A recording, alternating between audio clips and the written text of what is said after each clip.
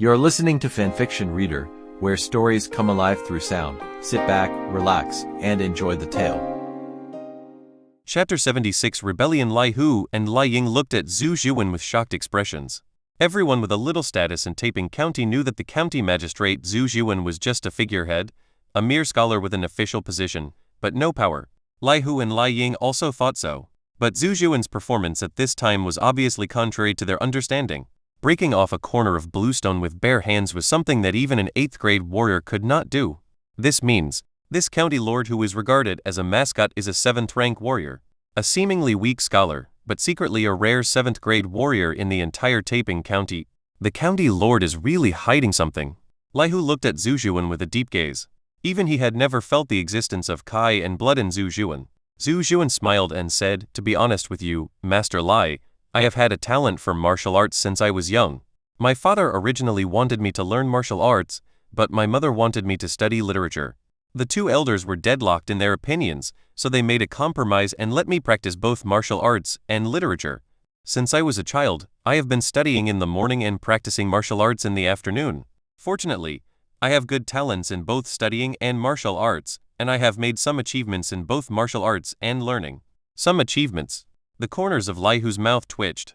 It was just that he didn't understand the internet memes on Earth, otherwise he would have angrily criticized Zhu Zhuan for being versatile.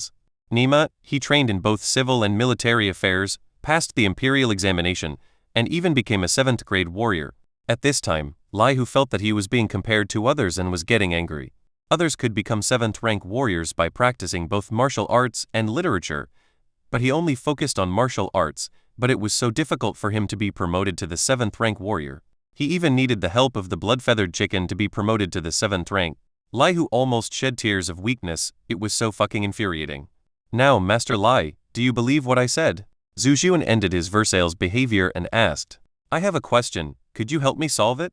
"Please go ahead. Why is the county magistrate determined to deal with the 3 major families?" Lai Hu asked. "Master Lai, you should have seen those refugees outside the city, right?" "Of course I have seen it." Although Lai Hu rarely went out, he still visited the refugees gathered outside the city and even arranged for people to distribute porridge outside the city. "My background is not good." Zhu Zhuan suddenly changed the subject and talked about his family background. "My father is just the son of a businessman. He has a little money and spent money to learn some simple moves in a martial arts school. My mother is also from a poor family. I have seen with my own eyes how difficult it was for the 2 elders to support me to study and practice martial arts. I also know how difficult it is for the people at the bottom of society. I am a dull person. I have read countless books over the years, but I have not yet fully comprehended the principles in the books. However, I have learned some principles from them. I have never planted a field, but I have food to eat. I have never raised chickens and ducks, but I have meat to eat. I have never chopped wood, but I have countless firewood to burn. All of these are obtained by the sweat of thousands of people. Every penny of my salary comes from the people, but now the people outside the city who once supported me are starving to death every day. This makes me feel guilty, so I have no choice but to borrow the Zhu family's food to help them." After hearing what Zhu Zhuan said, Lai Hu couldn't help but fall silent. He had guessed countless reasons why Zhu Zhuan wanted to eradicate the Zhang family, and most of his guesses were based on interests and power. But I never thought that the reason why Zhu Zhuan wanted to eradicate the Zhu family was so simple. It was just for the refugees outside the city, and because he couldn't bear to watch the people starve to death. At this moment, Lai Hu couldn't help but stand in awe. Having lived for more than 40 years, he had seen countless corrupt officials and countless powerful people fighting for power and interests, but he had never seen an official like Zhu Zhuan, who only cared about the people. "I wonder how the county lord plans to eradicate the Zhu family?" Lai Hu asked. Zhu Zhuan's eyes lit up when he heard this. Since Lai Hu asked about eradicating the Zhang family, it meant that he was planning to stand on his side. "I have already made all the arrangements." Zhu Zhuan spoke of his plan in a leisurely manner, and Lai Hu and Lai Ying nodded repeatedly. The county lord's plan had a high chance of success, and they both felt it was very feasible. But Lai Hu's eyes turned and he asked, "After the Zhu family is eradicated, how does the county magistrate plan to distribute the Zhu family's resources?" "Everything has to do with interests." Although Lai Hu is a kind-hearted person, he would never take the risk to deal with the Zhu family just to benefit the people. "I have considered this matter in advance," Zhu Zhuan said confidently. "After the Zhu family falls, all their food and land will belong to the government, and the Fu Hu boxing gym, which assisted me, can get all the Zhu family's herbal medicine shops and herbal medicine fields. The Zhu family's largest industries are grains and medicinal materials. This is not only true for the Zhu family, but also for the three major families in Taiping County. The county magistrate took away the grain and land, and the medicinal materials went to the Fuhu boxing gym. Lai Hu could still accept this distribution, so he nodded and agreed. Then it's settled. After the Zhu family falls, the medicinal materials will belong to me, and the grain will belong to the county magistrate. Very good. Zhu Xuan stroked his beard with a smile on his face. With Lai Hu's joining, he was more confident about eradicating the Zhu family. As a result, the atmosphere in the yard became more relaxed. Lai Hu asked Lai Ying to make a pot of tea and sat face to face with Zhu Xuan, drinking tea and chatting. That's right. But at this moment, Zhu Xuan seemed to remember something, and took out a piece of paper full of words from the inner layer of his clothes, handed it to Lai Hu and said, "Master Lai, you might as well take a look at this." Lai Hu took it and looked at it, his pupils trembled suddenly. There is not much content on this piece of paper, but the content is very shocking. Someone in Lianju actually rebelled? Lai Hu spoke in a hoarse voice as if talking to himself. The content on the paper should have been copied by Zhu Xuan from the government bulletin, and it contained news about a rebellion in Lianju. In Lianju, a young man who was conscripted to the battlefield of the Great Wall was dissatisfied with the government's actions. He gathered his acquaintances and killed the government officials who were escorting him. He also took all the young men who were conscripted and shouted a slogan that broke the sky: "The emperor, prime minister, nobles, and officials are just mortals like us. Why do they sit high above us and enslave us? Today, I, Yongzheng, will rebel and pull the dog emperor off the throne."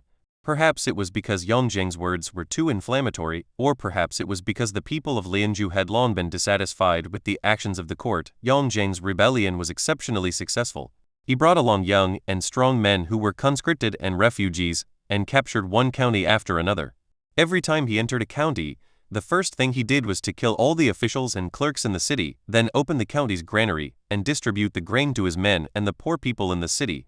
This move made Yongzheng very popular, and his rebellion cause also gained more support from poor people. Chapter 77. It's almost over. With the support of a large number of refugees and common people, Yongzheng had a steady supply of soldiers, and his rebel team continued to grow. According to the description in the official newspaper, Yongzheng's team had expanded to 100,000 people and successfully occupied half a county. Lianju only had 3 counties in total. In other words, Yongzheng had occupied 1/6 of the entire Lianju and had his own base. This news was from a month ago. Zhu Xuan didn't seem surprised by Lai Hu's shocked expression. He sighed and said, "A month ago, Yongzheng had already occupied half of the county. Now I'm afraid that the entire Lianchun County has been occupied by Yongzheng." Lianchun County is the southernmost county in Lianju and is adjacent to Qingzhou, which means Yongzheng may lead his troops south and enter Qingzhou at any time. Once Yongzheng enters Qingzhou, the first to suffer will definitely be Taiping County, because Taiping County is the northernmost county in the entire Qingzhou and borders Lianchun County in Lianju. This Lai Hu stared and asked, "Where's the imperial court? Why don't they send troops to encircle and suppress them?" "The court?" Zhu Xuan sneered and said, "The court is probably still busy fighting at this time. Without 3 months, I'm afraid they won't be able to send out the army." After that, Zhu Xuan continued, "What's more, it is still unclear whether the current court has the ability to send out troops. Now the barbarians outside the Great Wall are eyeing them covetously, and the country has suffered a serious disaster and tax revenue has dropped significantly. Where will the money and food come from to send out troops? The deployment of a large army requires money and food, and the amount is not small. From what Zhu Xuan knows, the current court is probably unable to take care of itself, let alone send troops to eliminate Yongzheng, the rebellious thief. Is the imperial court just going to sit back and watch Yongzheng grow stronger?" Lai Hu asked in disbelief. "Yongzheng is committing rebellion. This is a huge scandal, and the court has no reaction at all? The imperial court is naturally unwilling to sit back and watch Yongzheng grow stronger." Zhu Xuan said, "This official speculates that the court will most likely send out a symbolic army to encircle and suppress the enemy. If the encirclement and suppression fails, they will choose to recruit Yongzheng." After saying this, Zhu Xuan continued, "In fact, Yongzheng is not the first person to rebel.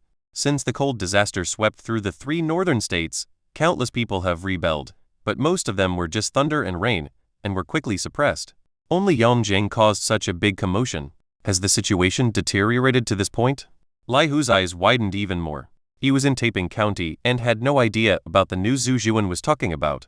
Only court officials like Su Zhuan could learn about this news from the official newspaper. Lai Hu's scalp tingled when he thought about the rebellion in the 3 northern states. No matter how he looked at it, it looked like the Xia kingdom was about to be destroyed. Can it not be corrupted? Zhu Zhuan sighed softly. The cold weather has left most of the people in the north without any crops to harvest. The court has also been constantly conscripting soldiers and collecting taxes.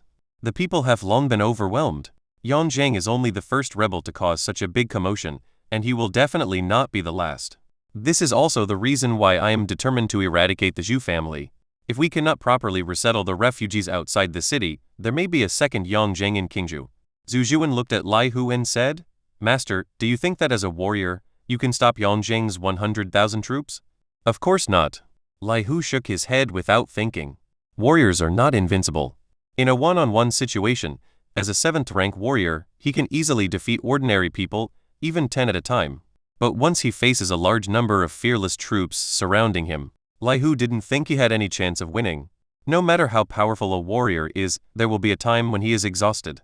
A warrior can kill 5 people, 10 people, but he can never kill 100 people, 1,000 people, or even 10,000 people. That's it. Zhu Zhuan said, we must treat those refugees outside the city well and at least give them something to eat. Otherwise, once these refugees rise up in rebellion, we will be the first to suffer. While Zhu Zhuan and Lai Hu were talking, Chen Dao had already arrived at a pharmacy. Standing outside the door, he looked up at the pharmacy's plaque, on which were written 4 big characters, Yuan's Pharmacy. It is not difficult to tell from the name that this is Yuan's Pharmacy, and it must have medicinal materials for sale that are used by warriors. After signaling Chen Dao and others to wait outside, Chen Dao stepped into the pharmacy. There were not many people in the pharmacy. There were only 2 customers picking out medicinal materials and the shopkeeper sitting behind the counter. When the shopkeeper saw Chen Dao coming in, he just glanced at Chen Dao and then looked away. This was Yuan's Pharmacy. Customers who wanted to buy medicine would naturally bring the herbs to the counter to pay. As for those who took the herbs and ran away, the shopkeeper was not worried about this kind of problem at all. In the entire Taiping County, no one dared to take the Yuan family's things for free, not even warriors. Shopkeeper. Chen Dao walked to the counter and asked, do you have the following herbs for sale? Blood ganoderma, phoenix tail flower, iron heart bamboo, and bear blood flower? These medicinal herbs are naturally the materials for Chen Dao to upgrade to the red panda and blood feather chicken. Chen Dao's biggest purpose of coming to the city this time is to get these medicinal herbs. Of course. The shopkeeper said without even looking up, blood ganoderma, phoenix tail flower, and bear blood flower are 2 taels of silver each, and iron heart bamboo is 2 taels of silver each. How many do you need? So expensive? Chen Dao couldn't help but smack his lips and started calculating secretly in his mind. For the blood feather chicken to advance, it needs to be fed with medicinal herbs for at least 5 days, which means it costs 10 taels of silver to cultivate a blood claw chicken or a red blood chicken. The advancement of the red panda is also not cheap, and it also needs to be fed with medicinal herbs for 5 days. Moreover, if Chen Dao wants to advance to a more powerful golden-clawed red panda, he needs to feed it 2 kinds of medicinal herbs at the same time, which is a cost of 20 taels of silver. This price really hurt Chen Dao.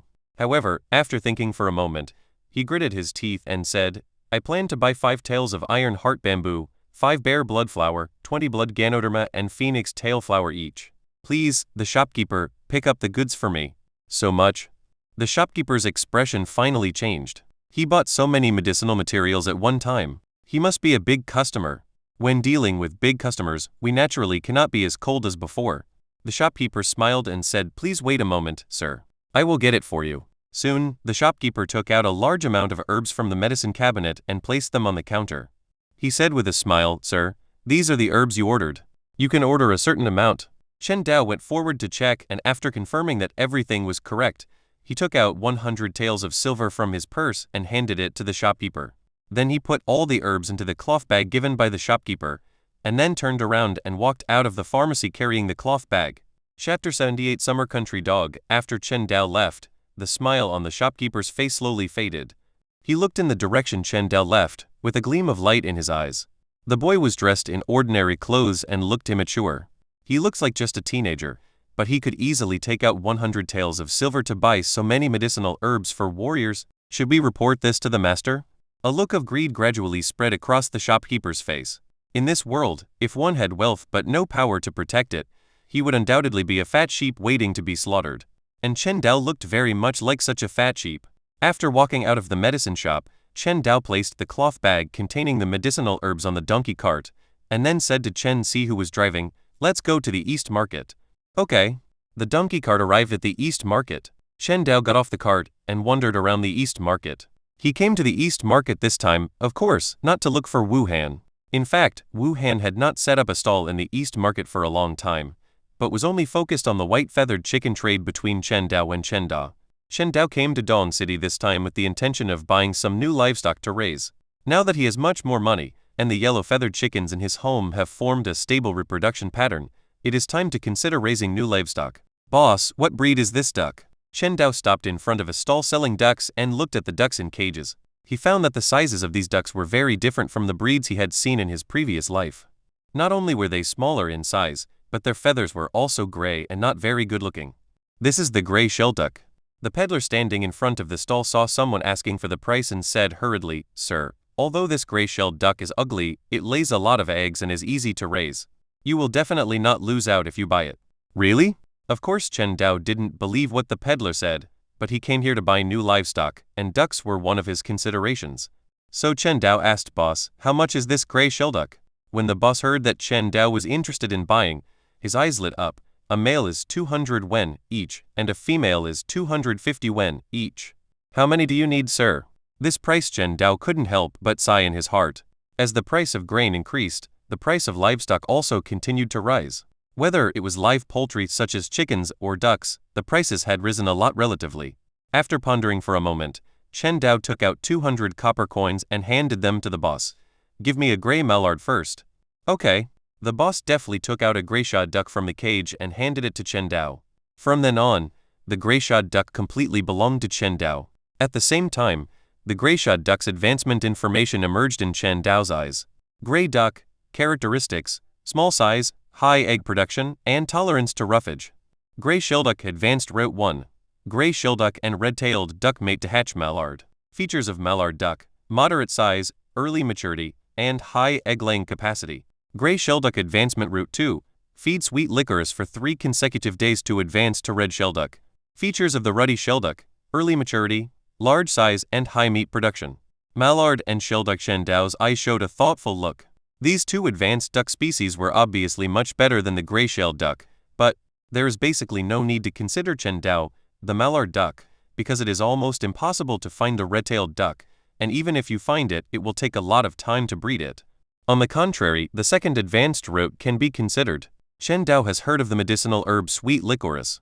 It is one of the common medicinal herbs and is available in ordinary pharmacies such as Beiqiaotang. The price is not expensive. Having made up his mind, Chen Dao immediately said to the stall owner, "I want all the ducks on your stall. Can you give me a lower price?" Hearing this, the stall owner's eyes lit up, and he said hurriedly, "If you want to buy all the ducks, the price of each duck can be reduced by 10 cents.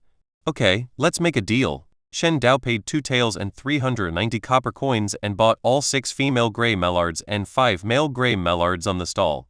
Then he put the cages with the ducks on the donkey cart and continued to go to other stalls to buy ducks. In a short while, Chen Dao bought 30 gray-shelled ducks, half male and half female, which were very suitable for breeding at home. Woof woof. Chen Dao, who had bought enough ducks, was about to leave the East Market when he heard a dog barking nearby. Turning his head, he saw 2 adult dogs barking at a stall. There were ropes tied around the dogs' necks, and the other end of the rope was held in the stall owner's hand to prevent the 2 dogs from escaping. Chen Dao looked at the 2 dogs intently and found that these 2 dogs were very similar to the pastoral dogs in his previous life, with yellow feathers, round and small heads and tails raised high, looking adorable. "Sir, do you want to buy a dog?" The dog seller at the stall seemed to notice Chen Dao's gaze and asked hurriedly. Chen Dao thought for a moment and said, "How much is your dog?" 500 wen each. "So expensive?" Chen Dao was a little surprised. The stall owner said, "Don't think it's too expensive, sir. This dog is quite big and it produces much more meat than chickens and ducks and other livestock. It also tastes better than chicken and duck meat, so it's natural that it's more expensive." Chen Dao was silent for a moment. He thought that this dog was sold to someone else to guard the house, but he never thought it was actually sold to people for meat. But after Chen Dao thought about it carefully, he felt relieved. Nowadays, there are not many families who can have enough food to eat, let alone dogs. Even if a giant panda stood in front of the people, they would have to kill it and eat its meat. The cuteness of animals will only become an advantage when people are well fed and clothed. If people are not well fed, even the cutest animals will become meat in people's stomachs. Although Chen Dao seldom ate dog meat in his previous life and even likes to pet dogs and cats online, he would not condemn others for eating dog meat. Therefore, he naturally did not hate the dog vendor and just said, "I want both dogs. How about 800 coins?" All? The stall owner was delighted and said hurriedly, "Okay. I'll give you 800 coins." As he spoke, the stall owner handed the ropes tied to the two dogs to Chen Dao, and Chen Dao also took out 800 copper coins and handed them to the stall owner. In this way, the ownership of the two dogs belonged to Chen Dao. The two dogs seemed reluctant to leave their original owner and barked at the stall owner in a low voice, but they were docile in nature and did not show any resistance. At this time, Chen Dao's eyes fell on the two dogs, checking their advancement information. Zia native dog, characteristics, loyal, keen sense of smell. Zia Chuagu dog advanced route 1, crossbreeding Zia Chuagu dog with Kangshan dog can produce red-haired dog. Features of the red-haired dog: keen sense of smell, large size, and high meat production. Second route to upgrade the summer country dog. Feed it with dogtail flowers for 3 consecutive days and it can be upgraded to a garden dog. Features of the guard dog: loyal, strong sense of territory, strong fighting ability, comparable to that of a 9th grade warrior. Chapter 79 Not simple garden dog. There was a flash of surprise in Chen Dao's eyes. He never expected that the first advancement of this Zia country dog would have the advancement route to a fighting dog. It is not difficult to see from the characteristics of the garden dog that this breed of dog is extremely suitable for guarding the house. If you can train enough garden dogs, doesn't that mean that he has a large number of dog thugs who are no less powerful than 9th grade warriors and are 100% loyal? Very good. Shen Dao led the two dogs to the donkey cart. When Shan Cheng and others saw Chen Dao coming over with two dogs, they couldn't help but ask, "Brother Dao, do you want to eat dog meat?" When they were asking questions, there was a gleam in their eyes, and they seemed to have begun to imagine the taste of dog meat. Unfortunately, Chen Dao gave a negative answer. "No. I plan to use these two dogs as guard dogs." After saying that, Chen Dao carried the two dogs onto the donkey cart one by one. The two docile dogs did not resist, and allowed Chen Dao to pick them up and put them on the cart. Then everyone got on the cart and started the donkey cart towards Beiqiaotang. "Uncle, do you think Dao Jie is interested in the granddaughter of the owner of Beiqiaotang?" Outside Beiqiao Hall, Chen Si couldn't help but ask curiously as he watched Chen Dao walk into Beiqiao Hall. Shen Dao would come to Beiqiao Hall every time he came to the city, so it was hard for him not to have such suspicion. The granddaughter of the owner of Beiqiaotang is really beautiful. Shen Jiang also said that he had seen Su Qiaoxi before and knew how beautiful she was, but he was just impressed by her beauty. As for pursuing Su Qiaoxi, that is impossible. Not to mention whether there is free love in this era. Even if there is, the gap in status cannot be crossed. He was just a farmer's son who could not even get enough food to eat, while Su Qiaoxi was the granddaughter of the owner of Beiqiaotang in the county town. The difference in their status meant that it was impossible for them to be together. Chen Dao did not respond to the two of them, but he had some doubts in his heart. Shen Dao had already been to Yuan's pharmacy before, and now he was going to Beiqiaotang. It was hard not to doubt his purpose. Of course, Chen Dao was not a talkative person, so he did not express his suspicions. Meanwhile, inside Beiqiaotang, Su Qiaoxi looked with shining eyes at Chen Dao who walked into the pharmacy. To be precise, she was looking at Xiao Yuan who was hanging on Chen Dao's shoulder with her chin resting on Chen Dao's shoulder. "Mr. Chen, you are here." Su Qiaoxi trotted up to Chen Dao, but her beautiful eyes were not looking at Chen Dao, but at Xiao Yuan. She stretched out her index finger and gently poked Xiao Yuan's nose. A human look of disgust suddenly appeared on Xiao Yuan's face. She shrank her round face behind Chen Dao, not wanting Su Qiaoxi to touch it.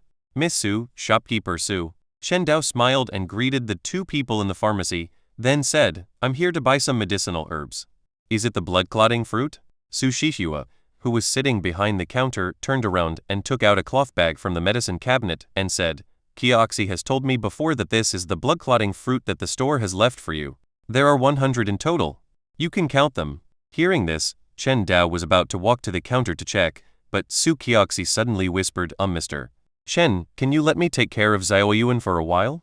Shen Dao glanced at Su Qiaoxi and couldn't help laughing. This girl said nice things about taking care of Xiao Yuan, but it was obviously torturing Xiao Yuan, okay? "Xiao Yuan, don't hurt anyone." Shen Dao did not refuse. He took Xiao Yuan from behind and after giving some instructions, handed Xiao Yuan to Su Qiaoxi. Su Qiaoxi, hugging Xiao Yuan, suddenly became happy and started to play with Xiao Yuan crazily. Chen Dao walked to the counter, counted them, and after confirming the number of blood-clotting fruits was correct, he said, "Shopkeeper Su, do you have sweet licorice and dogtail flowers for sale in the store?" "Sweet licorice? Dogtail?" Su Shihu thought for a moment, turned around, took out 2 medicinal herbs from the medicine cabinet behind him, and placed them on the counter. "These are sweet licorice and dogtail flower." Chen Dao looked at the 2 medicinal herbs on the counter. Sweet licorice was shaped like grass, but with some subtle differences, while dogtail grass had petals that looked like dogtails and red stamens. "May I ask shopkeeper Su, what are the specific effects of these 2 herbs?" "Sweet licorice is sweet and is a medicinal herb that can relieve coughs. The juice of dogtail flower can stop bleeding and heal injuries." "I see." Chen Dao nodded, asked about the price of the herbs, and said, "I wonder how many dogtail flowers and sweet licorice there are in the store. I plan to buy them all." "Buy all?" Su Shihua looked at Chen Dao in surprise. Although he was a little confused as to why this person wanted to buy so much, he did not ask any more questions. Instead, he said, "There are 80 sweet licorice roots and 60 dogtail flowers in the store. If you want all of them, I will charge you 250 coins." The price of sweet licorice and dogtail flower was 2 cents each, and Su Shihu gave Chen Dao a discount of 30 copper coins. "Become." Chen Dao took out 2 taels of silver and 50 copper coins from his purse, bought all the medicinal materials including 100 blood-clotting fruits, and then planned to leave. At this time, Su Kyoxi obviously didn't have enough fun with Xiao Yun. Seeing Chen Dao preparing to leave, she couldn't help but beg, "Mr. Chen, can you stay a little longer?" Chen Dao opened his mouth, unable to refuse the girl's plea, so he had no choice but to sit in Beikao Hall and watch Su Kyoxi and Xiao Yuan play. Su Shihua looked at the 2 of them and a smile appeared on his old face. After half an hour, Su Kyoxi reluctantly handed Xiao Yuan back to Chen Dao. "Mr. Chen, come often in the future." "Okay, Miss Su." Chen Dao agreed with a smile, then hung Xiao Yuan on his shoulder and walked out of Beikao Hall. Su Kyoxi looked towards the gate reluctantly and murmured, "How did Master Chen find such a cute animal? I want one too." "This Mr. Chen is not a simple person," Su Shihua said with a deep look in his eyes. As a doctor, he was very sensitive to changes in people's complexion. The last time he saw Chen Dao's face was extremely pale, and he looked like someone who had just recovered from a serious illness. When I saw Chen Dao again this time, he not only looked healthy, but also walked with the gait of a dragon or a tiger, which is definitely not the state an ordinary person should have. Su Shihua even suspected whether Chen Dao had already become a warrior, but he felt that this was a little unrealistic. Chen Dao just bought some blood-clotting fruits. The effect of blood-clotting fruits on strengthening Kai and blood was almost useless. How could someone become a warrior by relying on blood-clotting fruits? But regardless of whether he is a warrior or not, Su Shihua does not think that Chen Dao is an ordinary farmer's son, because a farmer's son will never buy such a large number of blood-clotting fruits, let alone so many dogtail flowers and sweet licorice. It is also impossible for him to casually take out a few taels of silver to buy medicinal materials like Chen Dao. Chapter 80 News from a Noble. Let's go. After leaving Beikaotang, Chen Daolai finished all his business in the city and left the county town in a donkey cart with Chen Da and others. Just when Chen Dao and others were leaving the county town, outside the city gate, in a simple, leaky wooden house, a group of young and strong men gathered there with serious expressions, as if they were plotting something. These young and strong people are all refugees gathered outside the city. In fact, most of the people who can reach the outside of Taiping County are young and strong, because the older people simply cannot withstand such a long distance and severe cold weather. Only young people who are in good enough health can cross the long distance and reach Taiping County. As for the elderly, they either die at home or on the road. Only a few can successfully arrive. Even if they arrive, there is a great probability that they will starve to death outside the city. As we all know, wherever there are many people, the rudiments of a collective will often appear. These collectives may be called societies or gangs. Regardless of whether they are societies or gangs, there will always be a leader. Sitting right in front of the crowd at this moment is Zhang He, a man with a square face. He is the leader elected by these refugees outside the city. Zhang He was originally just an ordinary farmer from Nea County, Lianzhu, but he did not like doing farm work. Instead, he yearned for the world outside the village. Since he became an adult, Zhang He liked to leave the village with his friends of the same age and go to the county town to help others with work and earn money. At the same time, he also saw the outside world. Moreover, because of his loyalty, he has always been a leader or the eldest brother among his many friends. Originally, Zhang He's life should have continued like this. relying on the money earned from working hard in the county town. Although not enough to make him rich, he could support his family. Maybe he would be lucky enough to marry a girl from the city and live a happy life. He was very satisfied with his life. He thought his life would continue to be so ordinary yet happy until the cold disaster came. 4 years ago, a cold disaster swept across the entire Lianju area. Although the huge Lianju was not completely harvested, the harvest from the fields had at least dropped by 70%. Such a large-scale harvest failure affected not only the farmers, but also young and strong people like Zhang He who worked in the city. Before the cold disaster, Zhang He could earn 50 copper coins a day by doing odd jobs. After spending money on food, Zhang He could save about 20 of the 50 copper coins. But with the arrival of the cold disaster, not only did the wages earned from odd jobs decrease significantly, but the price of food also soared. The money Zhang He earned from working hard in a day was not even enough to support himself, let alone his family. Even Zhang He's parents, who could originally make a living by relying on the few acres of land at home, but with the cold disaster sweeping across the country, the few acres of land at home produced no output at all. After just 2 years, the money Zhang He had saved from working was completely wiped out by the high price of food. What made him even more desperate was that, when his money was drained, the government wanted to increase taxes. At that time, Zhang He couldn't even get enough food to eat, so how could he get the money to pay taxes? But if you can't pay the tax, you will be sent to the northernmost Great Wall by the government. To be honest, Zhang He could accept being exiled, as being a soldier at least gave him enough food to eat, but being sent to the Great Wall as an exile was something he could not accept, because most of those who were sent to the Great Wall as exiles would not die on the battlefield of the Great Wall, but on the road along the way. When Zhang He was a child, many young and strong men were conscripted by the government and sent to the Great Wall as soldiers. After that conscription, Zhang He never heard any news about those young and strong men again, not even the letters they sent back. Zhang He heard from some experienced elders in the village that most of those young and strong men died on the way to the Great Wall, because Nan County, where Zhang He was located in the southernmost part of Lianju, 1,000 miles away from the northernmost Great Wall. In that era, relying on a pair of iron feet to walk such a long distance without sufficient supplies would almost certainly mean death. It was precisely because he knew this that Zhang He was extremely resistant to the idea of being exiled. Even Zhang He's parents were extremely afraid of this, fearing that something might happen to their only son. So after discussing, the family made a major decision to flee Nana County and flee towards Qingju. After making the decision, the family no longer hesitated. After packing up all the valuable items in the house, the 3 of them set out for Qingju. However, Zhang He and his family had a beautiful dream. When they arrived at Qingju Taiping County, the government would provide disaster relief and they would have enough food to eat. But in reality, Zhang He's parents died on the way to escape before they even reached Taiping County or Chengdu. As for the causes of death, they are also very simple. One is cold and the other is hunger. Lianju was bitterly cold and Taiping County next to Lianju was not much worse. Zhang He's elderly parents obviously could not bear the cold wind and eating the simplest dry food. They felt cold all over and collapsed on the official road only halfway through the journey. Zhang He hastily buried his parents in the woods beside the official road, and then continued on the road to Taiping County with a determined look in his eyes. Fortunately, Zhang He had been doing manual labor for many years in the city, so he was in good health and managed to reach Taiping County. Unfortunately, after arriving in the county town, what awaited him was not disaster relief from the government, but the same hunger as before. When we first arrived in Taiping County, it was fine. The government would give out some porridge, but recently, there is not even any porridge. Many refugees gathered outside the city can only eat tree bark and dig up guanian soil. Of course, occasionally some kind-hearted people in the city would go out of the city to give out porridge, but there was not enough porridge and there were too many people, so the porridge was not enough for the refugees outside the city. In short, the refugees outside the city are in a state of hunger all the time, and even human flesh. The extremely hungry refugees don't mind having a bite. In this situation, the refugees who die first will become food for other refugees.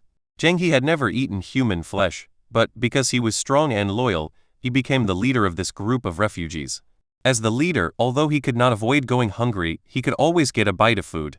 And at this moment, everyone gathered here to discuss an important matter. Skinny monkey.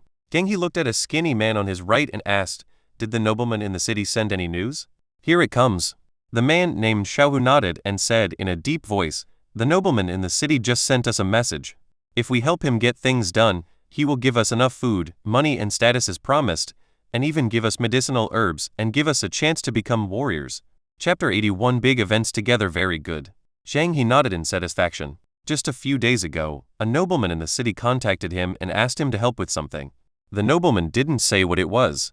It was not until today that the nobleman told him what they needed to do, which was kill people.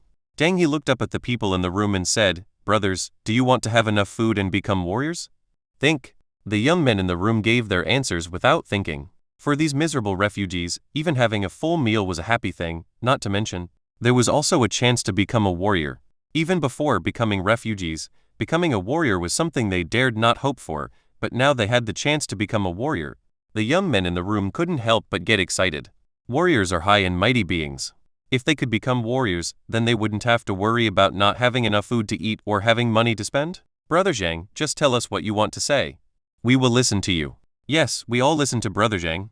Anyway, Brother Zhang will definitely not harm us. The young and strong men looked at Zhang He with burning eyes, waiting for his answer. Zhang He was very satisfied with everyone's performance, but he still reminded them in a deep voice, "If you do this, you may die. Why do you still want to follow me?" These words were like a bucket of cold water poured on everyone's hearts, extinguishing the fire in many people's hearts. If they were only asked to work, they would have endless food and a chance to become warriors. Of course they would be willing to do it. But if they had to risk their lives, they would have to think twice. After all, we only have one life. Even if you live on an empty stomach, it's better than dying. Of course, there are some young and strong people who are still fearless. Of course I will. The skinny monkey sitting next to Zhang He said, "My family has all starved to death, and I am the only one left. Why not use this life to fight for wealth and fame?" After saying that, the skinny monkey looked at the young and strong men present and said loudly, "Look at what you are like now. You can't even wear a piece of clothing without holes. You are starving to the point of being skin and bones. What's the point of living like this? You are just a worthless life in the eyes of others. You can use your worthless life to fight for wealth. If you succeed, you will have the opportunity to become a warrior. If you fail, you will just die. What is there to be afraid of? That's right. I'm going to use my worthless life to fight for wealth and fame. Even if we don't fight, we'll starve to death sooner or later, so we might as well give it a try. Brother Zhang, tell me, what do you want us to do? My family members are gone and I am the only one left. What if I give my life to Brother Zhang?" Lean Meat's words were recognized by the vast majority of young and strong people. Yes, even if they survive now, they still have to eat nothing all day long and their stomachs are burning with hunger, which is not much better than death. Rather than living with an empty stomach all day long, it is better to fight for wealth with your life. If you succeed, you will never have to endure hunger again. If not, there is nothing to say when you die. Since you brothers trust me so much, I will lead you to do something big. Zhang He turned to look at the skinny monkey. Skinny monkey, have you figured out the situation of the city gate guards? I figured it out. The thin monkey nodded solemnly. Taiping County has a total of 20 soldiers guarding the city, 10 of whom are responsible for the day and 10 for the night, and their shift change time is the evening hour every day. The hour of the twilight? Zhang He pondered for a moment. If that's the case, then let's gather at 3 p.m. on the third day and do something great together. Shenjia village. As expected, Chen Dao and his group were surrounded by villagers when they returned to the village.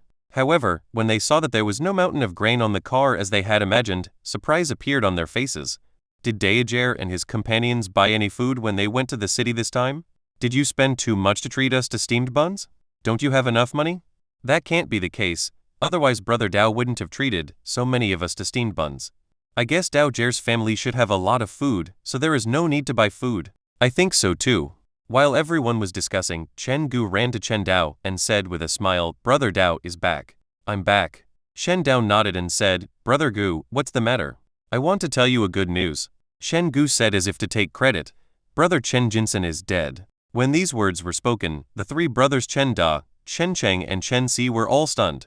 Yesterday they saw the three Chen Jin brothers jumping around, but today they are dead? Shen Dao was acting like a drama queen, and he put on a surprised expression at the right time and said, "Gu Jer, you are kidding, right? They came to my house to get steamed buns yesterday, and they died today? I would never lie to anyone but you, Brother Dao." Chen Gu answered seriously, "This morning, the villagers saw the bodies of Chen Jin and his three brothers. They died tragically, with their throats cut by wild beasts. They have now been buried in the mountains by the villagers, so it was killed by a wild beast." Chen Dao made a surprised expression, and Chen Da and others looked at each other. There had been cases in the village before where villagers were killed by wild beasts coming down the mountain, but generally speaking, such incidents were relatively rare. The three brothers Chen Jin were killed by wild beasts, which could only be attributed to their bad luck. As for being sad about the deaths of these three people, that's impossible. No one in the entire Chenjia village likes the three brothers Chen Jin. It's better for them to die so that they don't become an eyesore in the village. It's a good deal for the three brothers. Shen Gu said with some regret. I can still eat a meal of steamed buns before I die. Brother Dao, you are too kind. How could you give steamed buns to those three brothers? Shen Dao ignored Chen Gu's nagging, said goodbye to him, and returned home. After asking Chen Cheng and others to help move the purchased herbs, ducks, and dogs into the house, Chen Dao treated Chen Cheng and others to a hearty meal, and then said, Okay, everyone go back, Brother Cheng will come over tomorrow. Okay, let's go then. Everyone left Chen Dao's house reluctantly, feeling somewhat lost. Shen Dao's house has been built, and it may not be so easy for them to have such a full meal in the future. After seeing everyone off, Chen Dao came to the backyard and began to feed advanced medicinal herbs to 30 ducks and 2 local dogs before the sun completely set. In addition, Chen Dao did not forget to feed Xiaoyuan the iron heart bamboo and bear blood flower. According to the description of the golden finger, Xiaoyuan only needs to eat iron heart bamboo and bear blood flower for 5 days to advance to become a golden-clawed red panda, with combat power no less than that of a 7th grade warrior. By then, Chen Dao's safety will be more guaranteed. Chapter 82 Guard. After feeding the ducks, the dog, and Xiaoyuan, Chen Dao took out the blood Ganoderma lucidum and fed it to the 3 blood-feather chickens. He planned to cultivate a small number of blood-claw chickens as a fighting force to protect the safety of his backyard. As for the red-blood chicken, Chen Dao has no plans to cultivate it for the time being. For him now, the effect of the blood-feather chicken is sufficient for the time being. It will not be too late to cultivate it when he needs the red-blood chicken in the future. The number of livestock is increasing. After feeding the herbs and feed, Chen Dao looked at the chickens and ducks that kept calling in the backyard and felt a little headache. As the number of livestock increased, Chen Dao inevitably felt overwhelmed when managing them. You know, raising these livestock is not as simple as feeding them. You also have to clean up their manure and record the number of chickens, the number of eggs they lay, and so on. Now there are 30 more ducks. Chen Dao already feels overwhelmed. In fact, Lai Ping and Ding Xiaohua will also help with these people, but there are still not enough people. Looks like I need to find some help. Shen Dao thought in his heart, went back to the house, had dinner with his family, and then went back to lie down. The next day, Shen Cheng woke up just as the sky was getting light. Shen Shi and Chen Mu, the brothers who lived in the same room with Chen Cheng, noticed the noise and looked at Chen Cheng, who had just gotten up, and said, Brother, are you going to Dao Jie's house? Chen Cheng nodded and said, Don't get up, just lie down and reduce your energy consumption. Although people in this world don't know the law of conservation of energy, they are clear that the more they move, the greater the consumption. Chen Shi and Chen Mu can no longer go to Chen Dao's house for meals, and there is little food at home. The best way to save food is undoubtedly to lie in bed and reduce consumption as much as possible. When Chen Cheng walked out of the bedroom, he heard noises coming from the kitchen. He went over and saw that it was his mother Liu Yan who was making breakfast. Mother. Shen Cheng walked into the kitchen and took a look at the porridge that was cooking in the pot. The porridge was made by mixing a small amount of rice bran powder and a large amount of rice bran. In the past, even such food could not be eaten to one's heart's content for Chen Cheng. But now, after Chen Cheng had eaten the food at Chen Dao's house, he no longer looked down upon this kind of food. After all, compared with steamed buns, egg soup, and chicken, the taste of rice porridge made from bran powder is very different, and eating too much of this stuff can make it difficult to defecate. Is Chen Ji up?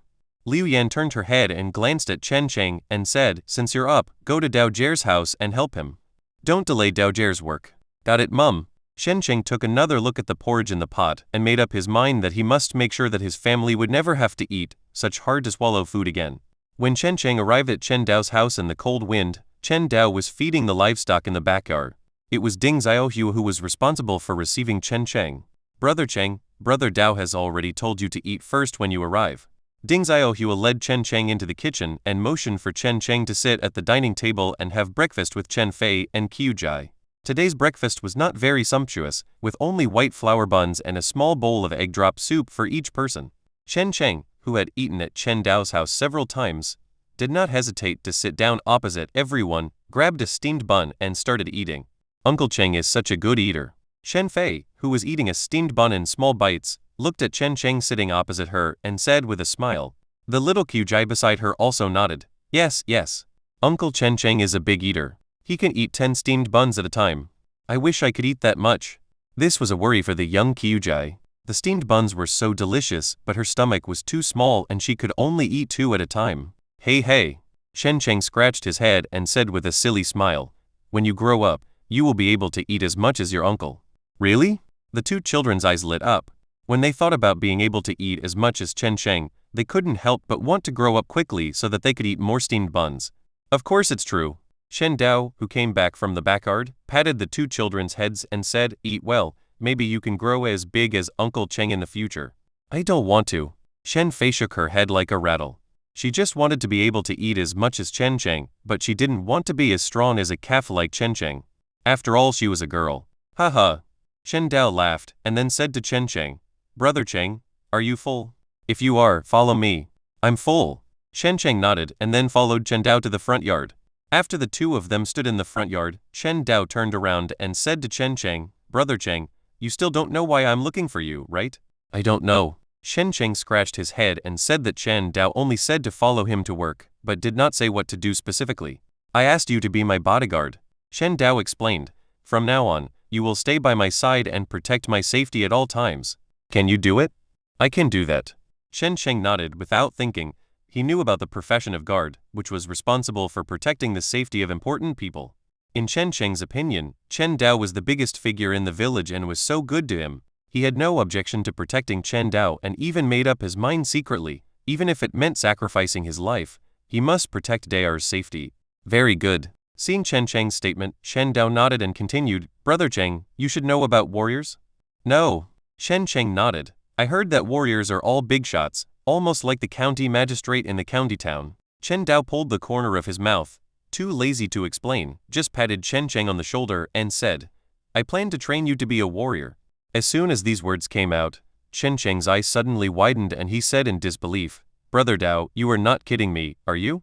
Ordinary villagers like Chen Cheng have very limited understanding of warriors. In their eyes, warriors are high above everyone else, no less powerful than county magistrates. But at this time Chen Dao said that he wanted to train himself to be such a person. Shen Chenshi really couldn't believe what Chen Dao said. Don't believe it? Shen Dao had long anticipated that Chen Cheng would not believe it, so he did not explain, but simply grabbed Chen Cheng's arm and pulled hard. Ah! Chen Cheng was caught off guard and tried to resist, but his strength was no match for Chen Dao's. Shen Dao pulled him off balance and he fell headfirst to the ground, landing flat on his face.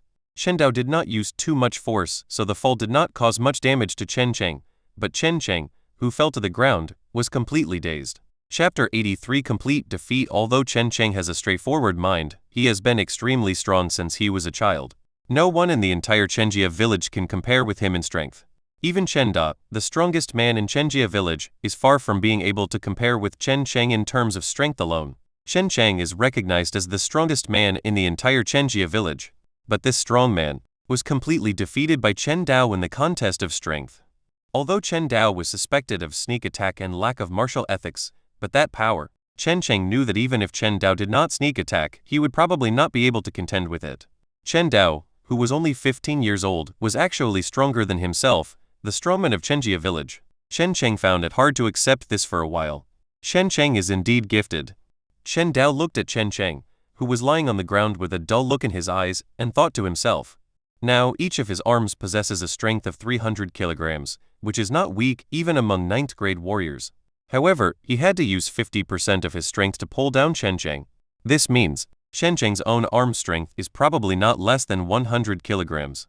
A person who has never practiced martial arts has arms with strength far beyond that of ordinary people. This can only be described as a gifted person. Brother Dao. Shen Cheng, who was stunned for a while, got up from the ground and couldn't help asking, how come you are so strong? Because I am a warrior. Chen Dao replied, a warrior's kai and blood are full, nourishing the body, so his strength is naturally extraordinary. A warrior is so powerful? Do you want to become a warrior? Of course. Then you will practice martial arts with me in the future. One day, you will become a warrior like me. Brother Dao, I will listen to you. Then let's start now. Shen Dao assumed the posture of Fu Hu Quan and said to Chen Cheng, remember the punches I throw carefully because you will need to do it yourself later. Chen Dao originally wanted to give the Fu Hu boxing manual to Chen Cheng and let him practice according to the manual, but Chen Cheng was illiterate and could not read the manual, so he had to teach him himself. Chen Dao was performing the subduing tiger fist in the front yard, and Chen Cheng was watching him intently, as if he wanted to memorize every move. A quarter of an hour later, Chen Dao put away his posture and said to Chen Cheng, "Brother Cheng, how much of the punch I threw just now do you remember?" "I've remembered almost everything," Chen Cheng replied. Chen Dao couldn't help but widen his eyes. "Have you almost remembered everything?" "Yes." Chen Dao was silent for a moment, then said, "Then you try it again." "Good." Chen Cheng got into position and began to perform the subduing tiger fist in a methodical manner. He really didn't lie to Chen Dao, he really did remember most of the moves of the subduing tiger fist. Although there were some flaws, Chen Dao noticed that most of the moves Chen Cheng performed were correct. This talent Chen Dao opened his mouth. Most people in the village thought that Chen Cheng was not very smart and a bit stupid. Chen Dao also thought so before. But now, his idea was overturned. Chen Cheng was not stupid, at least not when it came to practicing martial arts. He was even a little too smart. After just watching the subduing tiger fist once, he memorized all the moves and successfully reproduced them. Chen Dao couldn't help but compare himself with Chen Cheng, and immediately shed tears of the weak. When he first practiced the subduing tiger fist, he made numerous mistakes even when following the boxing manual. However, Chen Cheng almost mastered the subduing tiger fist in one go. It's really frustrating to compare yourself with others. "Brother Dao, am I right?" Chen Cheng asked as he put away his fist. His breathing was a little rapid, but his performance was much better than Chen Dao's first time practicing the subduing tiger fist. At least, he was not pale and sweating all over. "You played well, but there are still a few things that are not right." Chen Dao corrected some of Chen Cheng's movements and asked Chen Cheng to do it again in the front yard. He then went to the backyard and brought a newly raised blood-feathered chicken into the kitchen. Soon after, the blood-feathered chicken screamed in the kitchen. Then Chen Dao returned to the front yard with a bowl of chicken blood and said to Chen Cheng, who had just finished a round of boxing, "Brother Cheng, are you tired?" "It's very tiring." After doing it twice, Chen Cheng panted and said, "This boxing style is very strange and very energy-consuming. I felt like I couldn't do it anymore after doing it twice." "This is normal."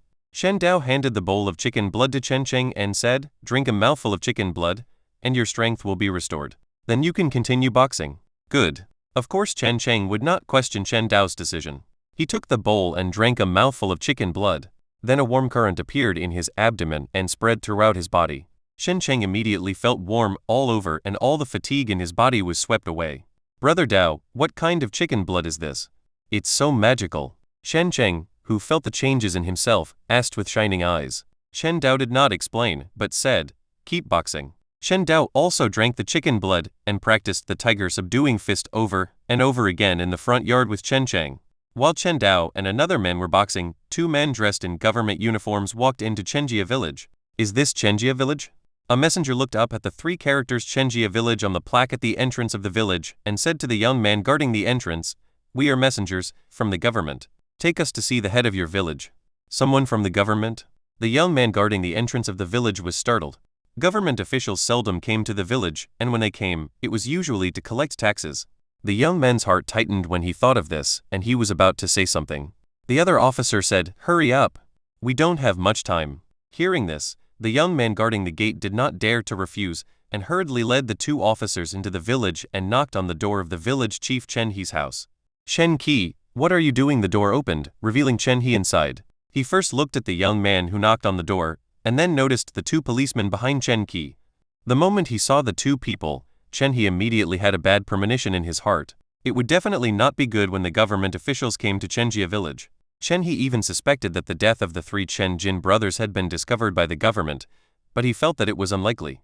In the entire Chenjia village, except for Chen Dao and his group, no one had entered the city recently, and the government could not possibly know about the death of the three Chen Jin brothers.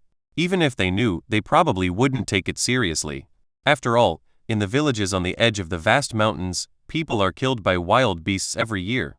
If the government were to take care of everything, they would have died of exhaustion long ago.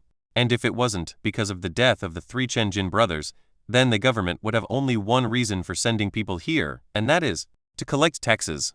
"You are Chen He, the village chief of Chenjia village, right?" Chapter 84 No way to survive. "You are Chen He, the village chief of Chenjia village, right?" a policeman asked. "It's me." Chen He nodded in response with a flattering smile on his face. "The two officers, please come inside and sit down. It's cold outside." Even though these two runners were just low-level clerks and were nothing in front of higher-ranking officials, to the common people, these petty clerks were even more terrifying than the county magistrate. After all, it is these petty officials who are the ones who really interact with the common people. The power in the hands of the petty officials may not affect the wealthy and powerful families, but when it comes to harming the common people, they are all experts. No, the messenger rejected Chen He's invitation with an indifferent look on his face, and then said, "We are here to inform you of the tax increase. Each household in Taiping County needs to pay an additional 1 dan of grain. If the grain is insufficient, it is necessary to hand over 2 taels of silver, which must be paid within 1 month." This Chen He's pupils shrank, and he said in a lost voice, "Sir, are you kidding me?" Even in peaceful years, there were only a few families in Chenjia village who could produce 1 stone of grain, let alone today when every household is hungry. As for the 2 taels of silver, that was even more outrageous. Even when Chenjia village was at its richest, there were no more than 10 families in the village that could afford 2 taels of silver. In fact, most of the villagers had never even seen a complete ounce of silver. "Bold!"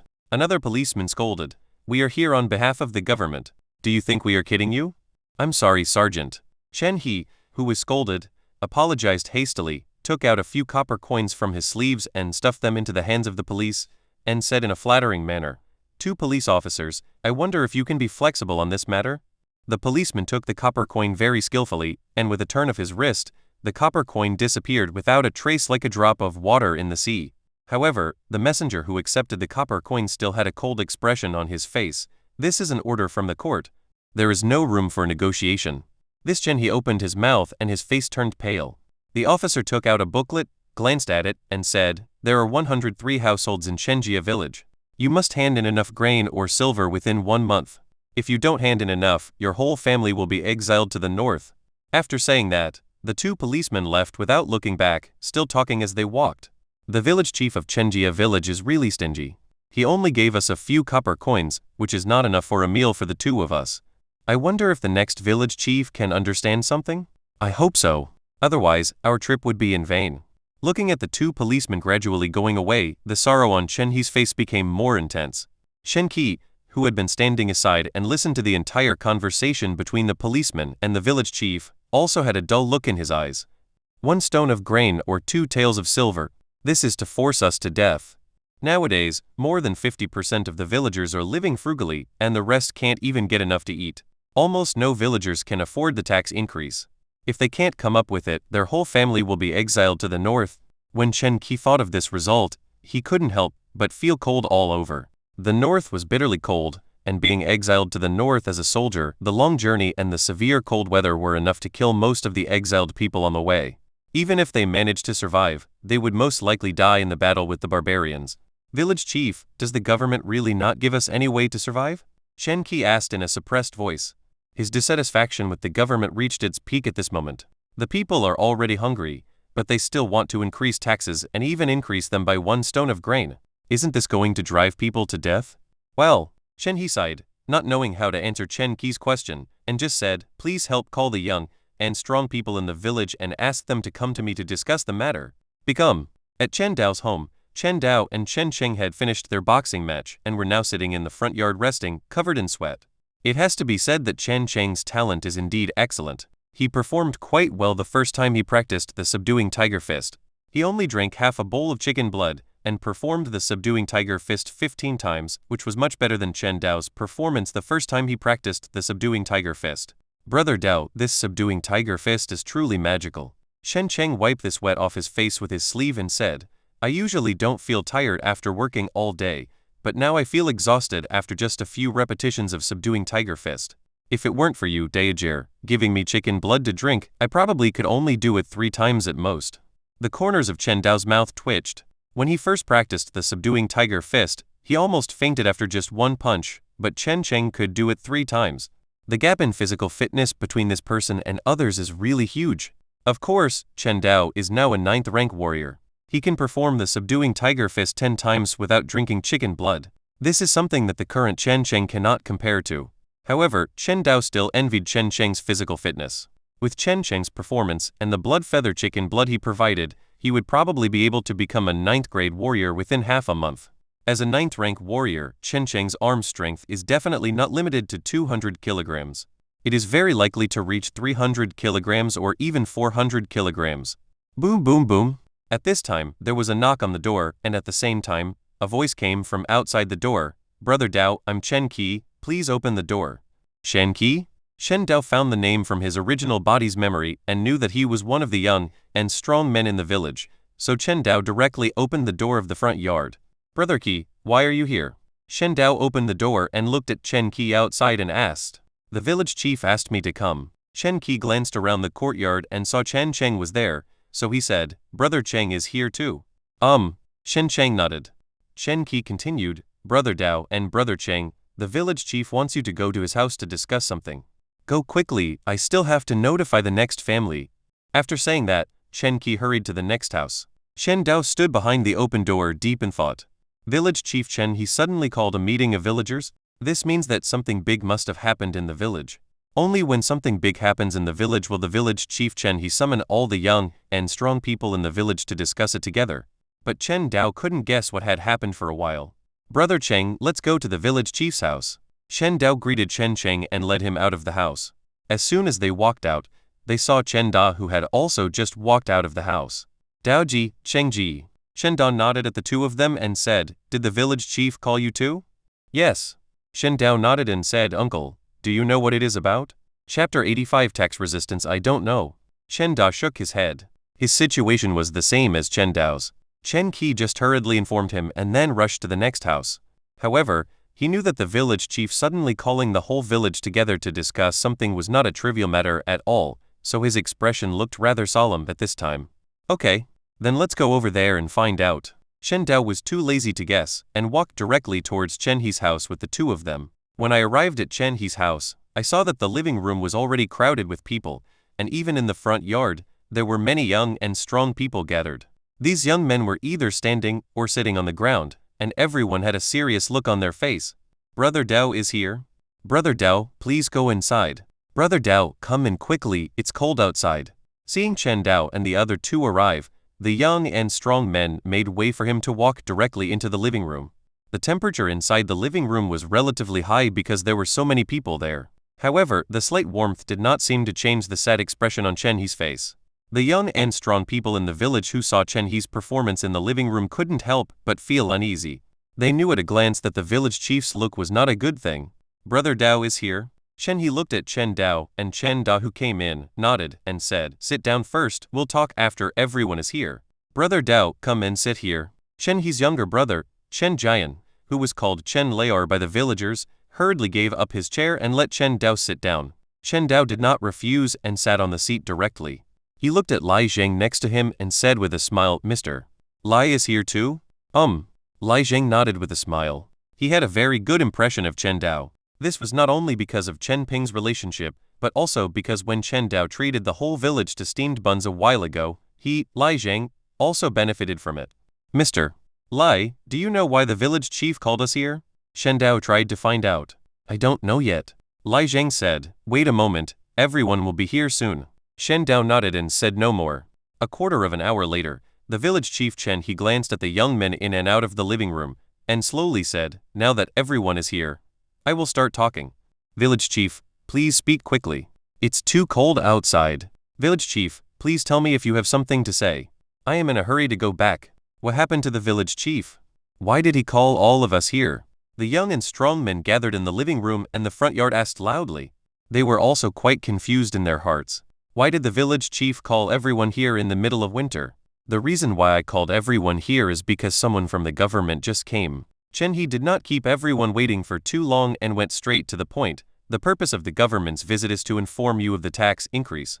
According to the government's messenger, there are a total of 103 households in Chenjia village, and each household needs to hand in 1 dan of grain or 2 taels of silver as the money for this tax increase. As soon as Chen He finished speaking, everyone inside and outside the living room fell silent. All the young and strong men gathered at Chen He's house had their eyes wide open and were in a daze. 1 dan of grain is equivalent to 100 jin. In this year, there are only a few families in Chenjia village who can have enough food.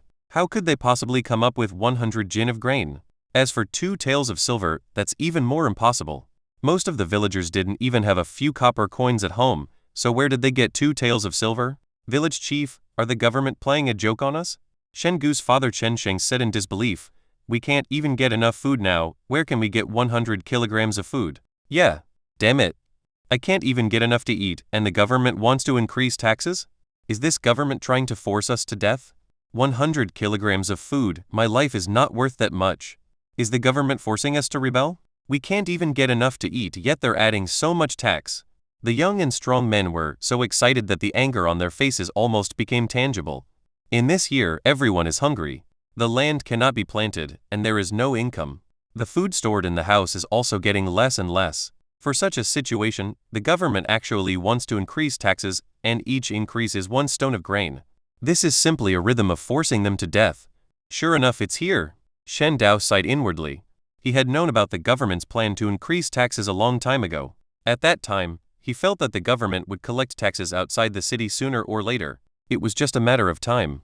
The news spoken by the village chief at this time undoubtedly confirmed Shen Dao's previous speculation that Chenjia village could not escape the tax increase. Village head Lai Zheng, who was sitting next to Chen Dao, frowned and asked, "Did the government officials tell us what will happen if we can't pay the taxes?" "Yes," Chen He said in a deep voice. "Those who fail to pay the tax will be exiled to the north with their entire family." Exile? Everyone who heard this was shocked and looked terrified. Although exile is terrible, it is not enough to scare them so much. What really scares them is being exiled to the north. The north has been at war with the barbarians every year, and being sent to the north as a soldier means a risk of death. Damn it. This government is trying to kill me. 100 kilograms of food, but my body is not even as heavy as 100 kilograms of meat. This imperial court is trying to drive us to death. Forget 100 kilograms of food. We don't even have 10 kilograms of food. Everyone was clamoring, as if they wanted to vent all the anger in their hearts. The village chief Chen He continued to add, and the official also said that the grain to be paid this time must be sorghum, wheat, and rice. Other grains will not count. The crowd became even more silent.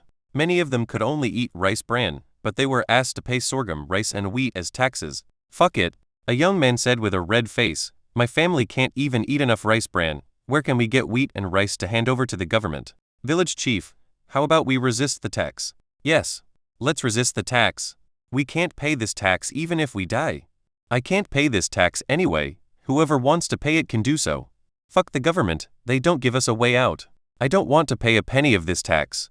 The young men's words were unanimously agreed by everyone. It was impossible for them to come up with 100 kilograms of grain, so they had no choice but to resist the tax. No, Lai Sheng hurriedly said, we must not resist taxes. Resisting taxes is a capital crime. Once we resist taxes, it will be the same as rebellion. By then, I'm afraid that all of us in Chenjia village will be killed by the imperial army. Even in modern society, tax evasion is an extremely serious crime, let alone the Xia kingdom in ancient society. Chapter 86 Lease of Land Lai Zheng, who has read a lot and seen the outside world, knows very well that in the land of Xia, tax resistance is often regarded as a provocation to the imperial power, so the crime will be extremely serious, ranging from exile and imprisonment to the death penalty. If only one person didn't pay taxes, that person would be exiled or imprisoned at most. But if the entire Chenjia village resisted paying taxes, there is a high probability that it will be regarded as a rebellion by the government, and rebellion is a crime punishable by the execution of 9 generations of the family. By then, the entire Chenjia village will probably be wiped out. Mr. Lai, what you said sounds good, but if we don't resist the tax, what can we do? A young and strong man looked directly at Lai Zheng and asked, we don't even have enough food to eat at home, where will we get the food to pay the tax? Yes, I can't hand over 100 kilograms of food even if you kill me. This tax is too much, we can't afford it at all. Yes, how could the villagers not know the seriousness of tax resistance? But what else can we do if we don't resist taxes? If they could not pay the grain, their entire family would be exiled to the north, facing a life-or-death situation. If they resisted the tax, the government would regard it as rebellion and exterminate their entire clan. No matter what choice you make, it seems that death is the only option. Looking at the excited crowd, Chen Dao sighed inwardly. This is the cruelty of feudal society. Natural disasters have made it difficult for the people to survive, and the heavy taxes and levies imposed by the government have added another heavy burden to the people's already bent backs, leaving absolutely no way for the working people to survive. This faced with everyone's questions, Lai Zheng opened his mouth but didn't know how to respond. In the current situation, he couldn't think of any solution. If he resisted taxes, he would die. If he couldn't pay taxes, he would also die. It seemed that there was no difference whether he resisted taxes or not. Well, Chen He also sighed and looked at Chen Da. Chen Da, do you have any solution? Hearing this, everyone looked at Chen Da with hope. Now Chen Da and Chen Dao's families were the best off in Chenjia village. There were many people in the village who could not pay 100 kilograms of grain, but Chen Da and Chen Dao were definitely not one of them. No way. Chen Da said helplessly, if it's just 1 or 2 households, I can still help, but there are 103 households in the village. Even if I take out all the money in my family, I can't pay so much tax. Because of Chen Da's white feather chicken business, his family still has some money and grain, but it is just a little. It is impossible for him to help the villagers pay all the taxes. Brother Dao, what about you? Chen He looked at Chen Dao again, hoping to get an answer from Chen Dao. The young and strong men in the living room were also staring at Chen Dao without blinking. Now the villagers no longer regarded Chen Dao as that young boy, but regarded him as the most capable person in the entire Chenjia village. After all, everyone saw how good life Chen Dao's family was living, and his previous act of treating the entire village to steamed buns also made everyone aware of how wealthy Chen Dao's family was. When people face desperate situations, they often hope that a capable person can stand up and help them through the difficulties. At this time, Chen Dao became a capable person in the eyes of the villagers. Facing everyone's gaze, Chen Dao pondered for a moment and said, I have a way to help everyone in the village pay the tax this time, but I have a condition. As soon as Chen Dao said this, everyone's eyes lit up. Brother Dao, do you really have a solution? Chen He asked in disbelief. It was not that he did not trust Chen Dao, but what Chen Dao said was too shocking. Helping the whole village pay taxes. You have to know that there are 103 households in the entire Chenjia village. Even if you exclude the family of the 3 Chen Jin brothers who have been buried at the foot of the mountain, there are still 102 households. In terms of grain, that is 102 din of grain, and in terms of silver, that is 204 taels of silver.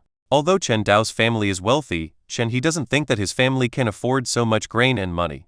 Brother Dao, just tell us what your conditions are, and we will definitely agree to them. Chen Gu's father, Chen Sheng, said that he had great trust in Chen Dao, which came from the 5 kilograms of sorghum flour that Chen Gu brought home some time ago. Chen Gu only helped to notify Chen Dao and received 5 kilograms of sorghum flour. This gave Chen Sheng a very deep understanding of the wealth of Chen Dao's family. If someone said that he could help the whole village overcome the difficulties of the tax increase, Mr.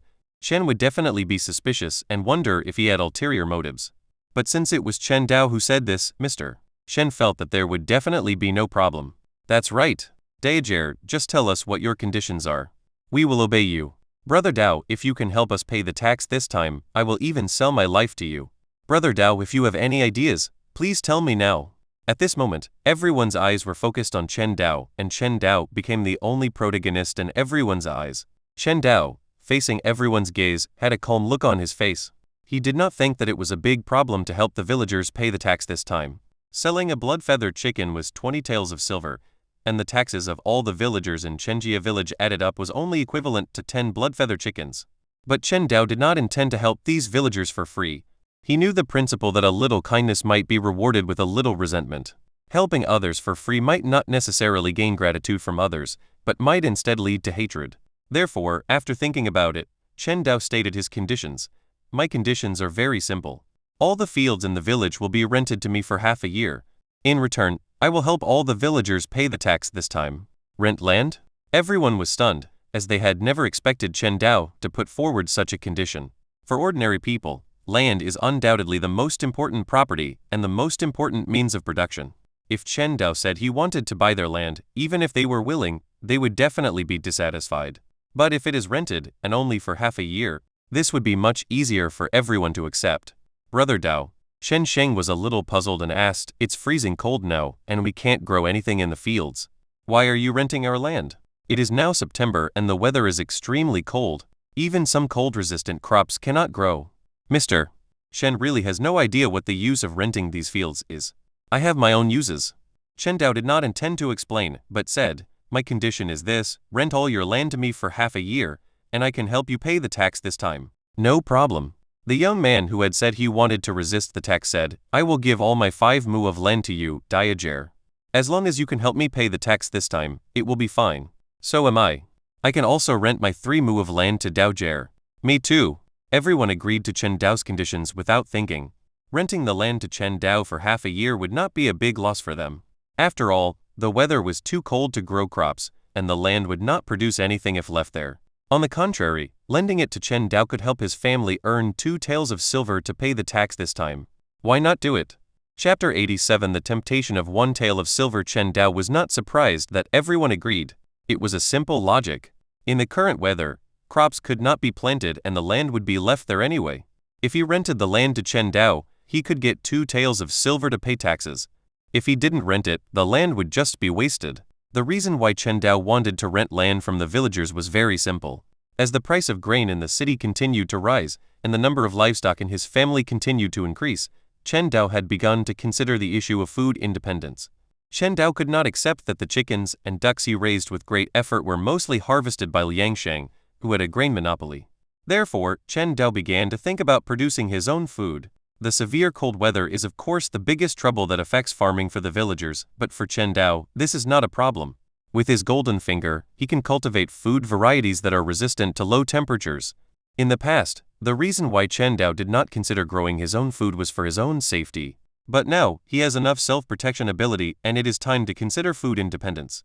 Everyone. Chen Dao looked at the people who were delighted and said, "This 2 taels of silver is not only for renting your land, but also for you to help me work." Everyone was stunned when they heard this, and for a moment they could not understand what Chen Dao meant. Lai Zhang, who was sitting next to Chen Dao, reacted very quickly and asked, "Brother Dao, are you going to plant crops in those fields?" "Good." Chen Dao nodded. "That won't do, Mr. Shen shook his head and said, "Brother Dao, in this weather, even the most cold-resistant winter wheat cannot be grown. It is impossible for you to grow food in the field. Winter wheat also exists in this world, and the suitable sowing temperature for winter wheat is around 15 to 18 degrees. Although the farmers in this world cannot accurately judge the temperature, they know very well that the current cold weather will definitely not allow winter wheat to germinate and grow normally.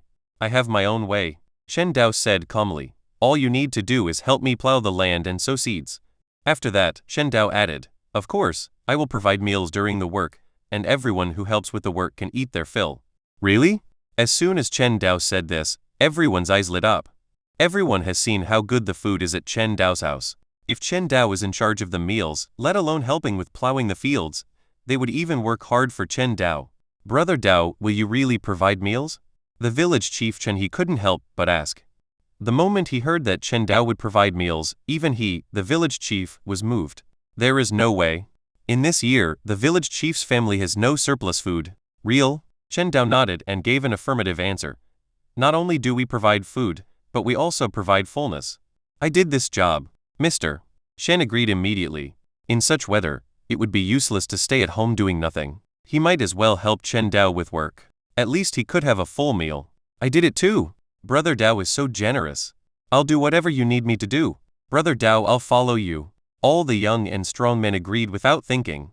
If they rented the land to Chen Dao for half a year, they could earn 2 taels of silver to pay taxes, and they could also have enough food to eat by helping with the work.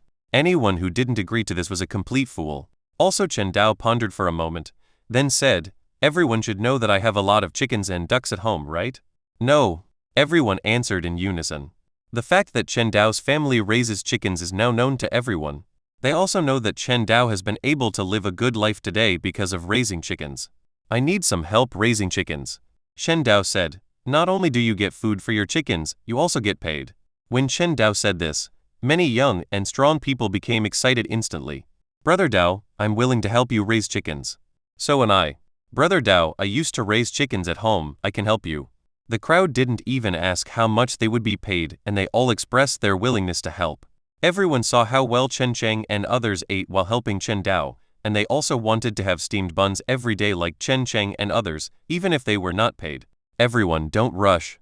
Shen Dao pressed his hands together, signaling everyone to be quiet, and then said, "Raising chickens is not suitable for men, so I need to find women in the village to help."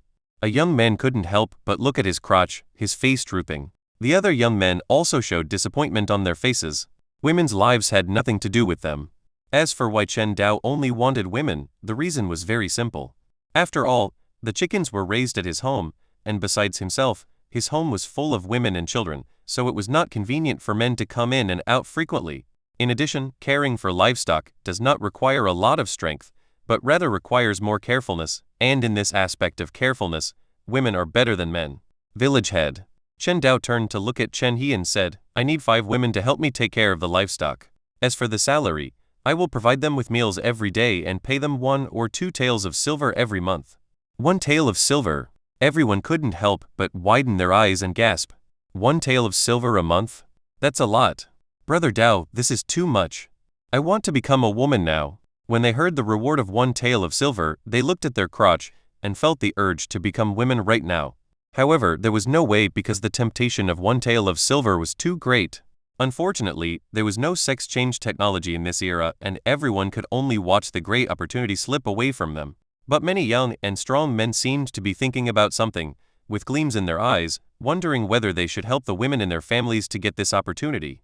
Don't worry, Brother Dao. Shen He agreed immediately, I can definitely help you find that person. Shen He didn't think any woman in the village could refuse this job that provided meals every day and paid 1 tael of silver a month. However, there were only young and strong men here at this time. If those women were here, they would probably have started fighting for the job. I have another request.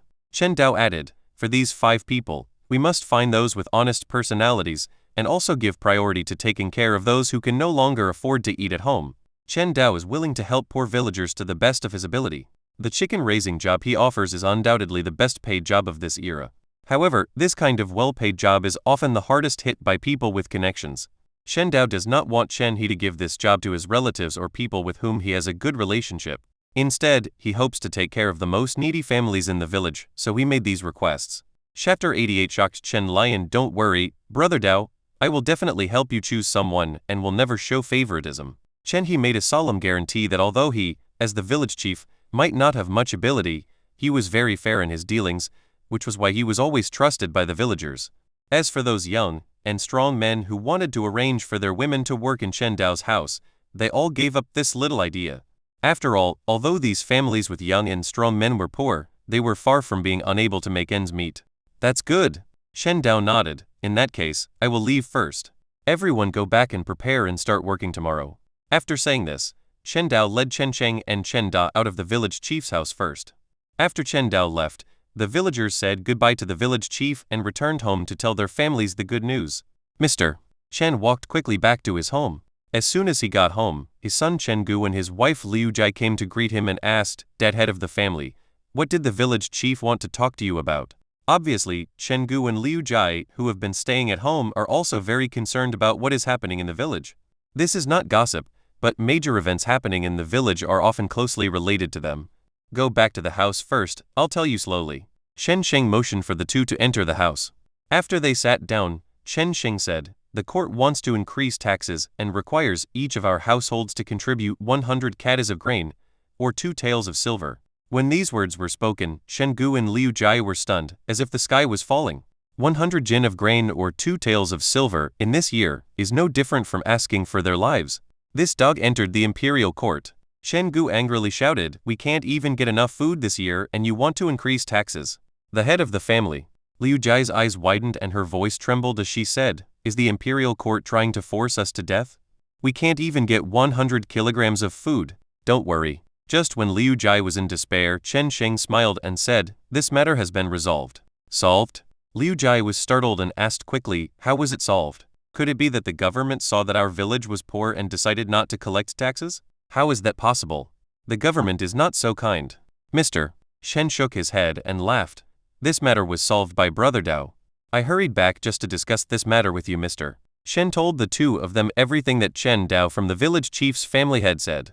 After listening, Liu Jai said with a happy face, it's okay to rent our land to Dao Jie as long as he can help us pay the tax. It's only half a year anyway, and there's no point in leaving the land there. I knew Dao Jie was a capable man. Shen Gu said with a look of admiration. He is 2 years older than Chen Dao, but in his heart, Chen Dao, who can make his family lives such a good life and even treat the whole village to steamed buns, is the person he admires most. Brother Dao is indeed capable. Mr. Shen also sighed. Everyone in the village, even the village chief, has no idea how to pay the tax this time. Only Dao Jie said without blinking an eye that he could help the whole village pay the tax. This kid is really promising. When Chen Dao's father Chen Ping was still alive, Chen Sheng had some friendship with him and had seen Chen Dao when he was a child many times. At that time, Chen Dao was just a little kid who didn't know much. Who would have thought that in the blink of an eye, that young boy would become the head of the family, and he was so capable that he could help the entire village collect hundreds of taels of tax without blinking an eye. By the way, boss. Liu Jai suddenly rolled her eyes and asked, "Do you think I can go for the chicken farming job that Chen Dao mentioned?" "No way, mister." Chen shook his head and said, "Brother Dao said that priority will be given to those who can't afford to eat at home. It will definitely not be your turn." Although Chen Sheng's family is poor, they are not to the point where they cannot afford to eat. There are many families who live worse off than them. Given the character of the village chief Chen He, the job of raising chickens will definitely not be theirs. All right. Liu Jai nodded somewhat disappointedly, but changed her mind and became happy again. It doesn't matter if we lose the job of raising chickens. We can definitely have enough food if we help Brother Dao to till the land. Right. Chen Gu nodded and said, "Brother Dao is always generous. If we help him work, we will definitely have enough to eat and maybe even some steamed buns." Chen Gu has always missed the taste of steamed buns. Ever since he ate steamed buns, this soft, sweet and fragrant food has become his biggest yearning. At Chen Lion's home, Shen Lion, who was drawing water from the well, suddenly heard a knock on the door. "Here I come." Shen Lion put down the bucket and opened the door to the front yard. "Zhao Lion, is your grandma at home?" Village Chief Chen He stood outside the door with a smile. Shen Lion was a little surprised and asked, "Village Chief, why are you here?" Shen Lian knew that the village chief had called a meeting of all the young and strong people in the village, but there were no male children in her family and her grandmother was too old to move around easily, so she was unable to attend. "I'm here to tell you about some good news. Why don't you invite me in to sit down?" Shen He said with a smile. "Village chief, come in quickly." Shen Lian hurriedly welcomed Chen He into the house, and in order to avoid suspicion, she also called her grandmother He Zuhua to the living room. "Grandma He, are you feeling well lately?" When Chen He saw He Zuhua, he hurriedly greeted her. People in this era are extremely respectful to the elderly. Even though Chen He is the village chief, he must be polite to elderly people like He Zuhua. Not bad. He Zuhua was in her 50s, but still in good health. She nodded slightly and asked, "Zio He, what's the matter with you coming to our house?" "I have something happy to tell you." Village Chief Chen He told Chen Dao that he was looking for someone to help raise chickens. After hearing this, He Zuhua and Chen Lion were both stunned. It seemed that they had never expected that such a great thing would happen to them. The job provided food and a salary of 1 or 2 taels of silver per month. This good thing made the two women feel as if they were in a dream. "Village Chief, are you kidding me?" Shen Lian asked in disbelief. 1 tael of silver a month, even if the strongest young man in the village went to the city to work, he couldn't earn so much money, right? And for a woman like her, she could get such a job, which was like pie falling from the sky. "How could I joke with you?" Shen He still had a smiling face. "Brother Dao said that for this job, priority will be given to those whose families can't afford to eat. I thought that your family is in financial difficulty, Xiaolian, so I gave this job to you." After saying that, Shen He reminded her again, "But Xiaolian, I want to remind you that when you go to work at Daejer's house, you must be careful and don't make any mistakes. Otherwise, if Daejer drives you back, I won't be able to do anything about it." Chapter 89 Great Joy. Don't worry, Village Chief. I know the severity of the situation. Shen Lion nodded solemnly. This job was so precious. It was a great joy that it fell on her. How could she dare to take it lightly? Shen Lian had even made up her mind that after arriving at Daejer's house, she would work with all her might, so as to be worthy of this God-given job. "I'm glad you know." Shen He then talked about the government's tax increase and also mentioned Chen Dao's request.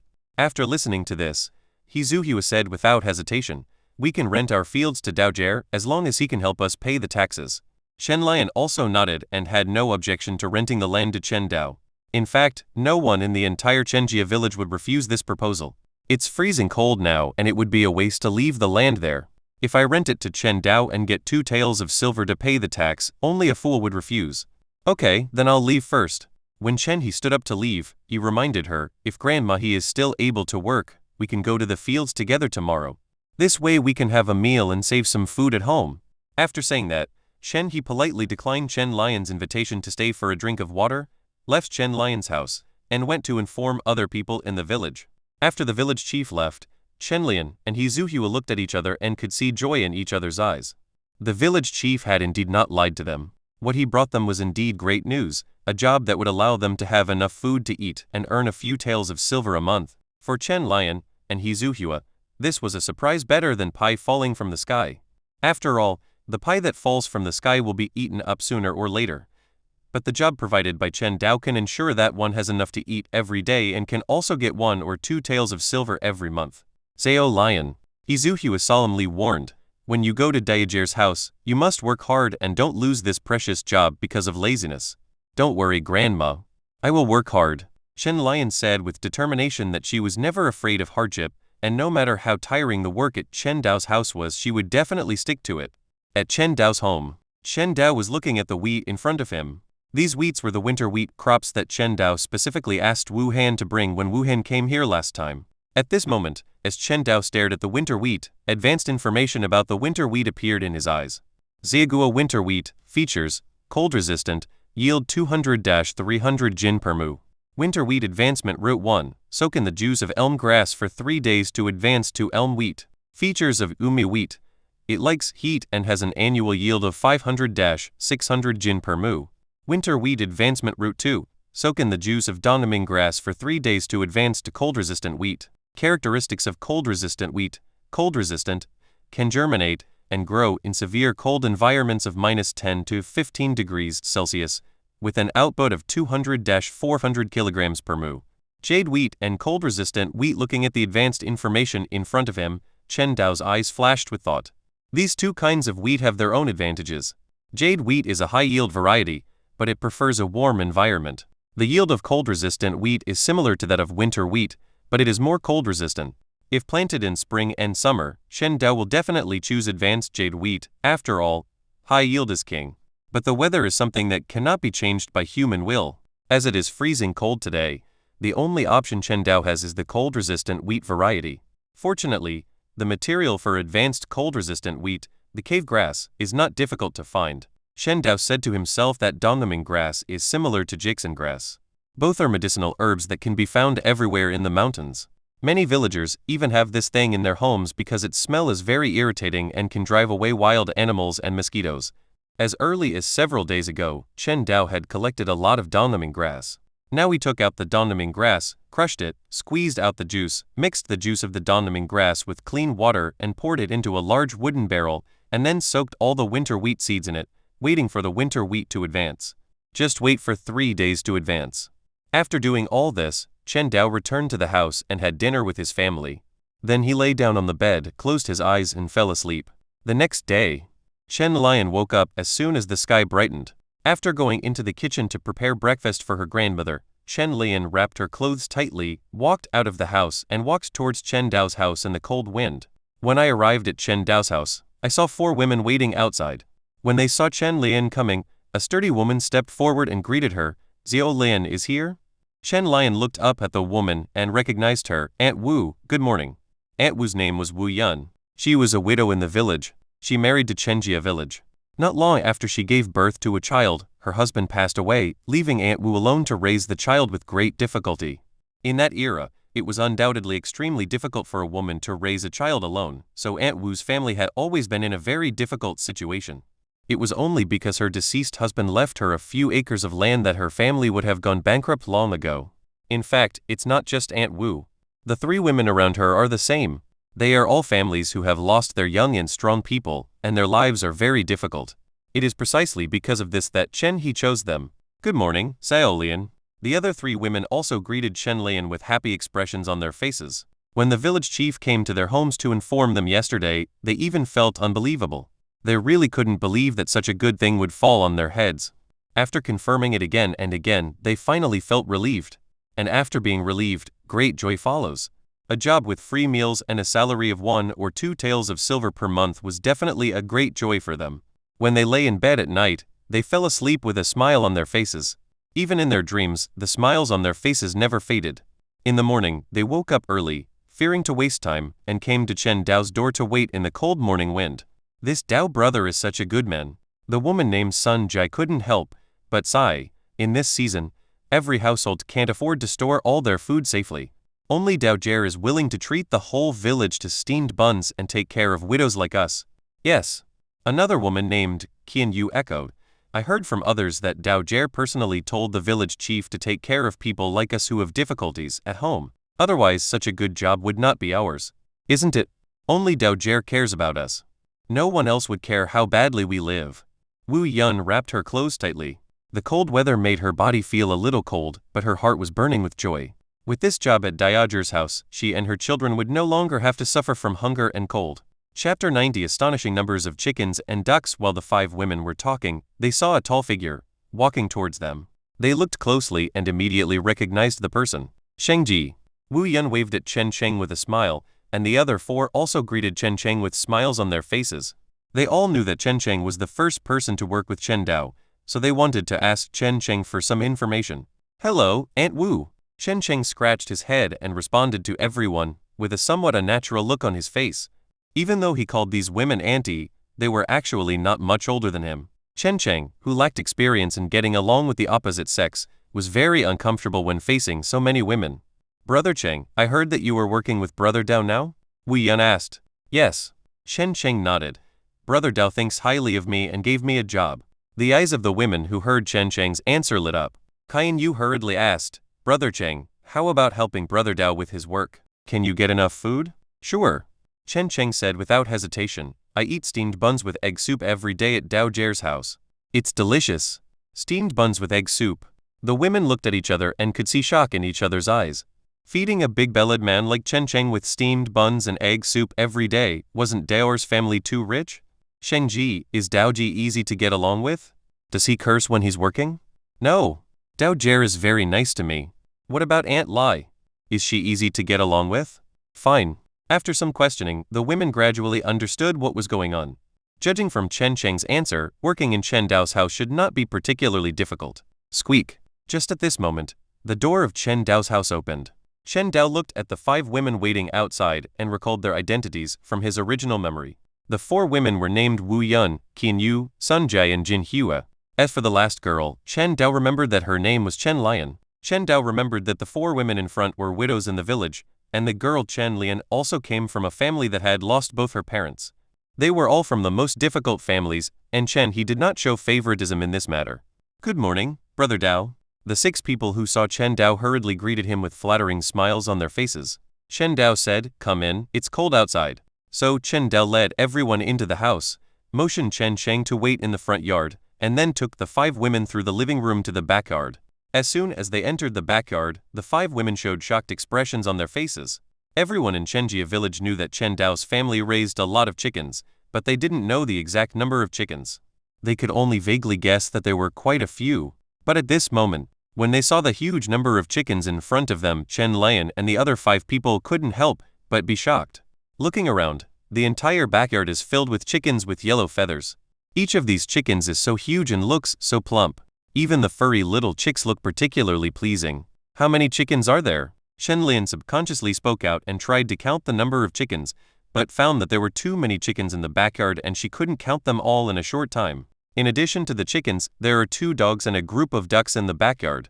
At this time, the sounds of chickens, ducks and dogs barking merged into one. When people listened to the sounds, they not only did not feel it was noisy, but rather felt a little happy. Before, they were a little worried that the chicken-raising job Chen Dao talked about was fake, but now they are completely relieved.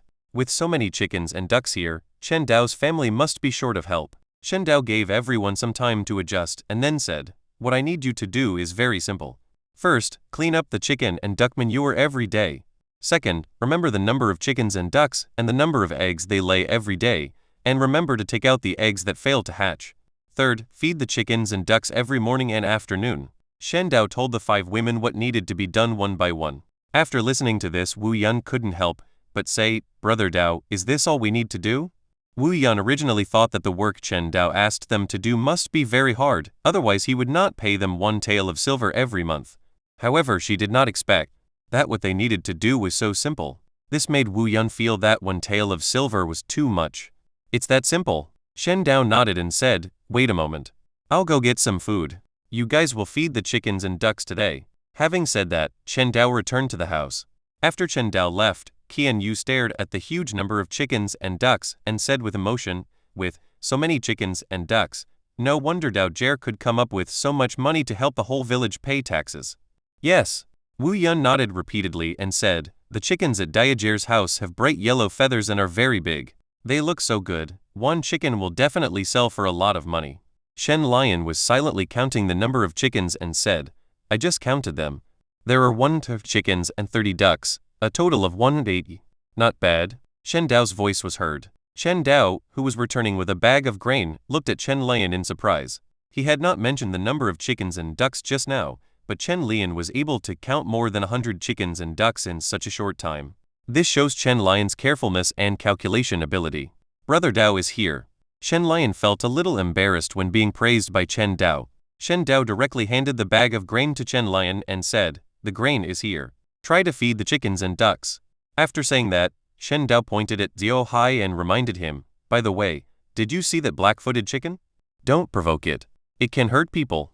In the eyes of most people, although domestic chickens may occasionally attack humans, they can hardly cause any harm to humans. But Zhao Hai is different. It is the fighting chicken equivalent to a 9th-grade warrior. Therefore, Chen Dao had to remind him to prevent Chen Lian and others from accidentally provoking Zhao Hai and being attacked by him. "We understand." Shen Lian and others nodded solemnly.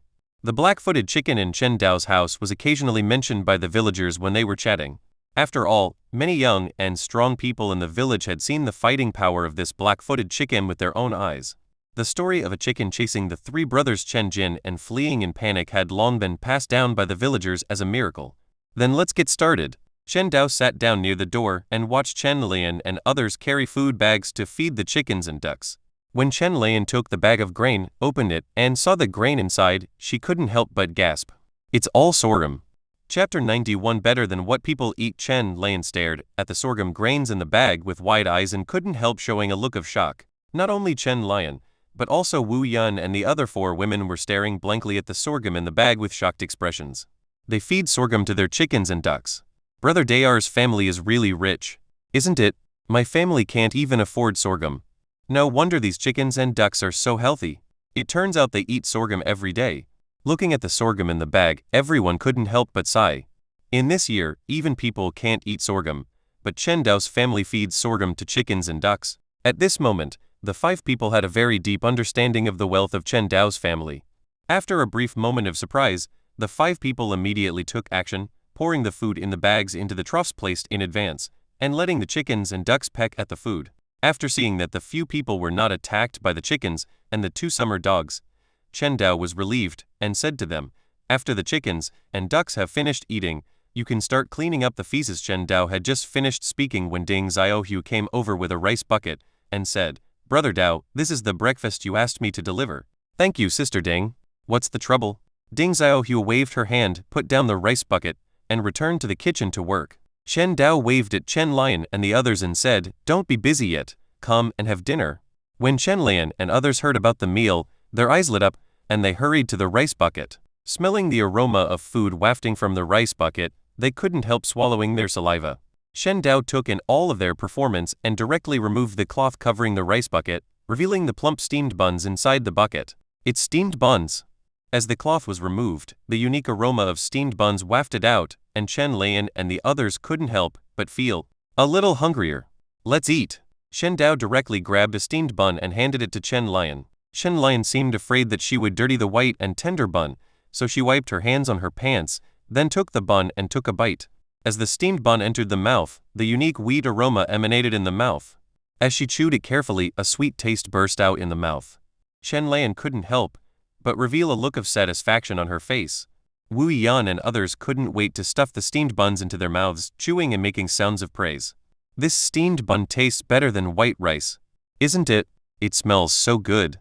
If I could eat steamed buns every day, I would think death would be worth it."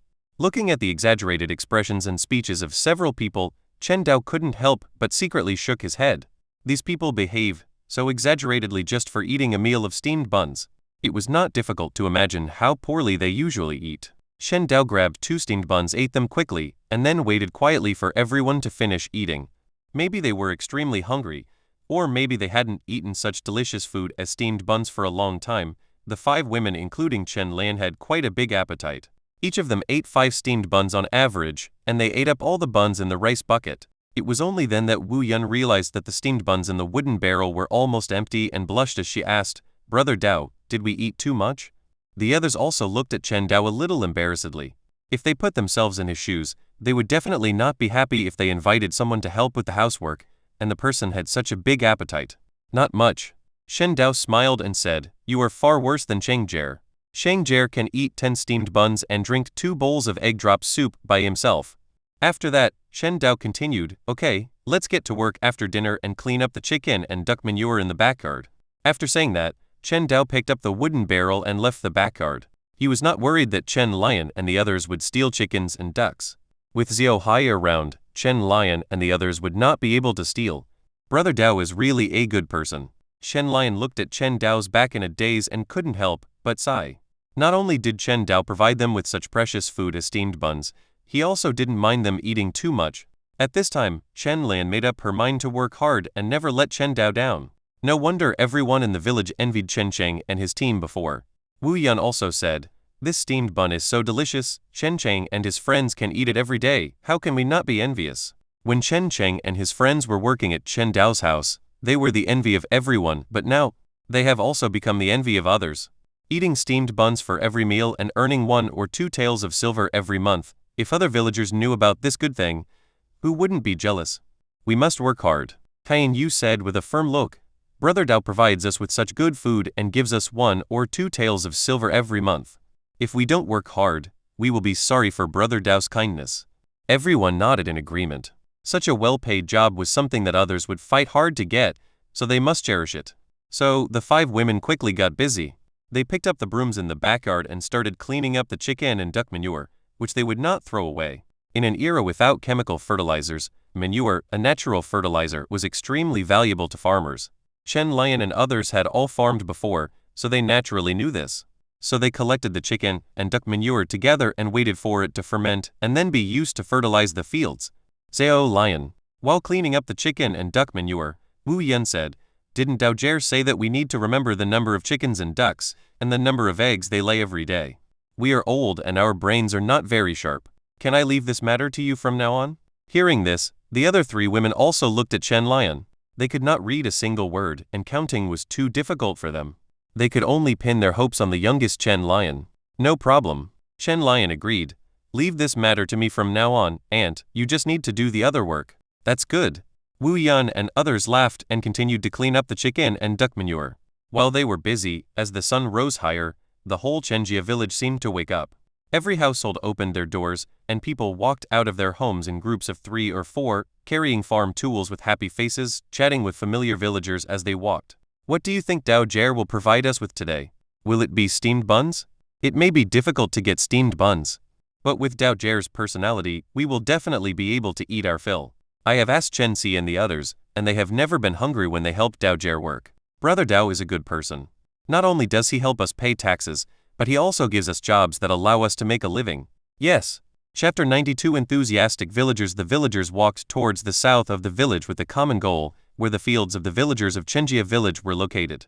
The fields of the entire Chenjia village were connected together, which saved the villagers a lot of effort. Soon, the south side of the village was filled with people.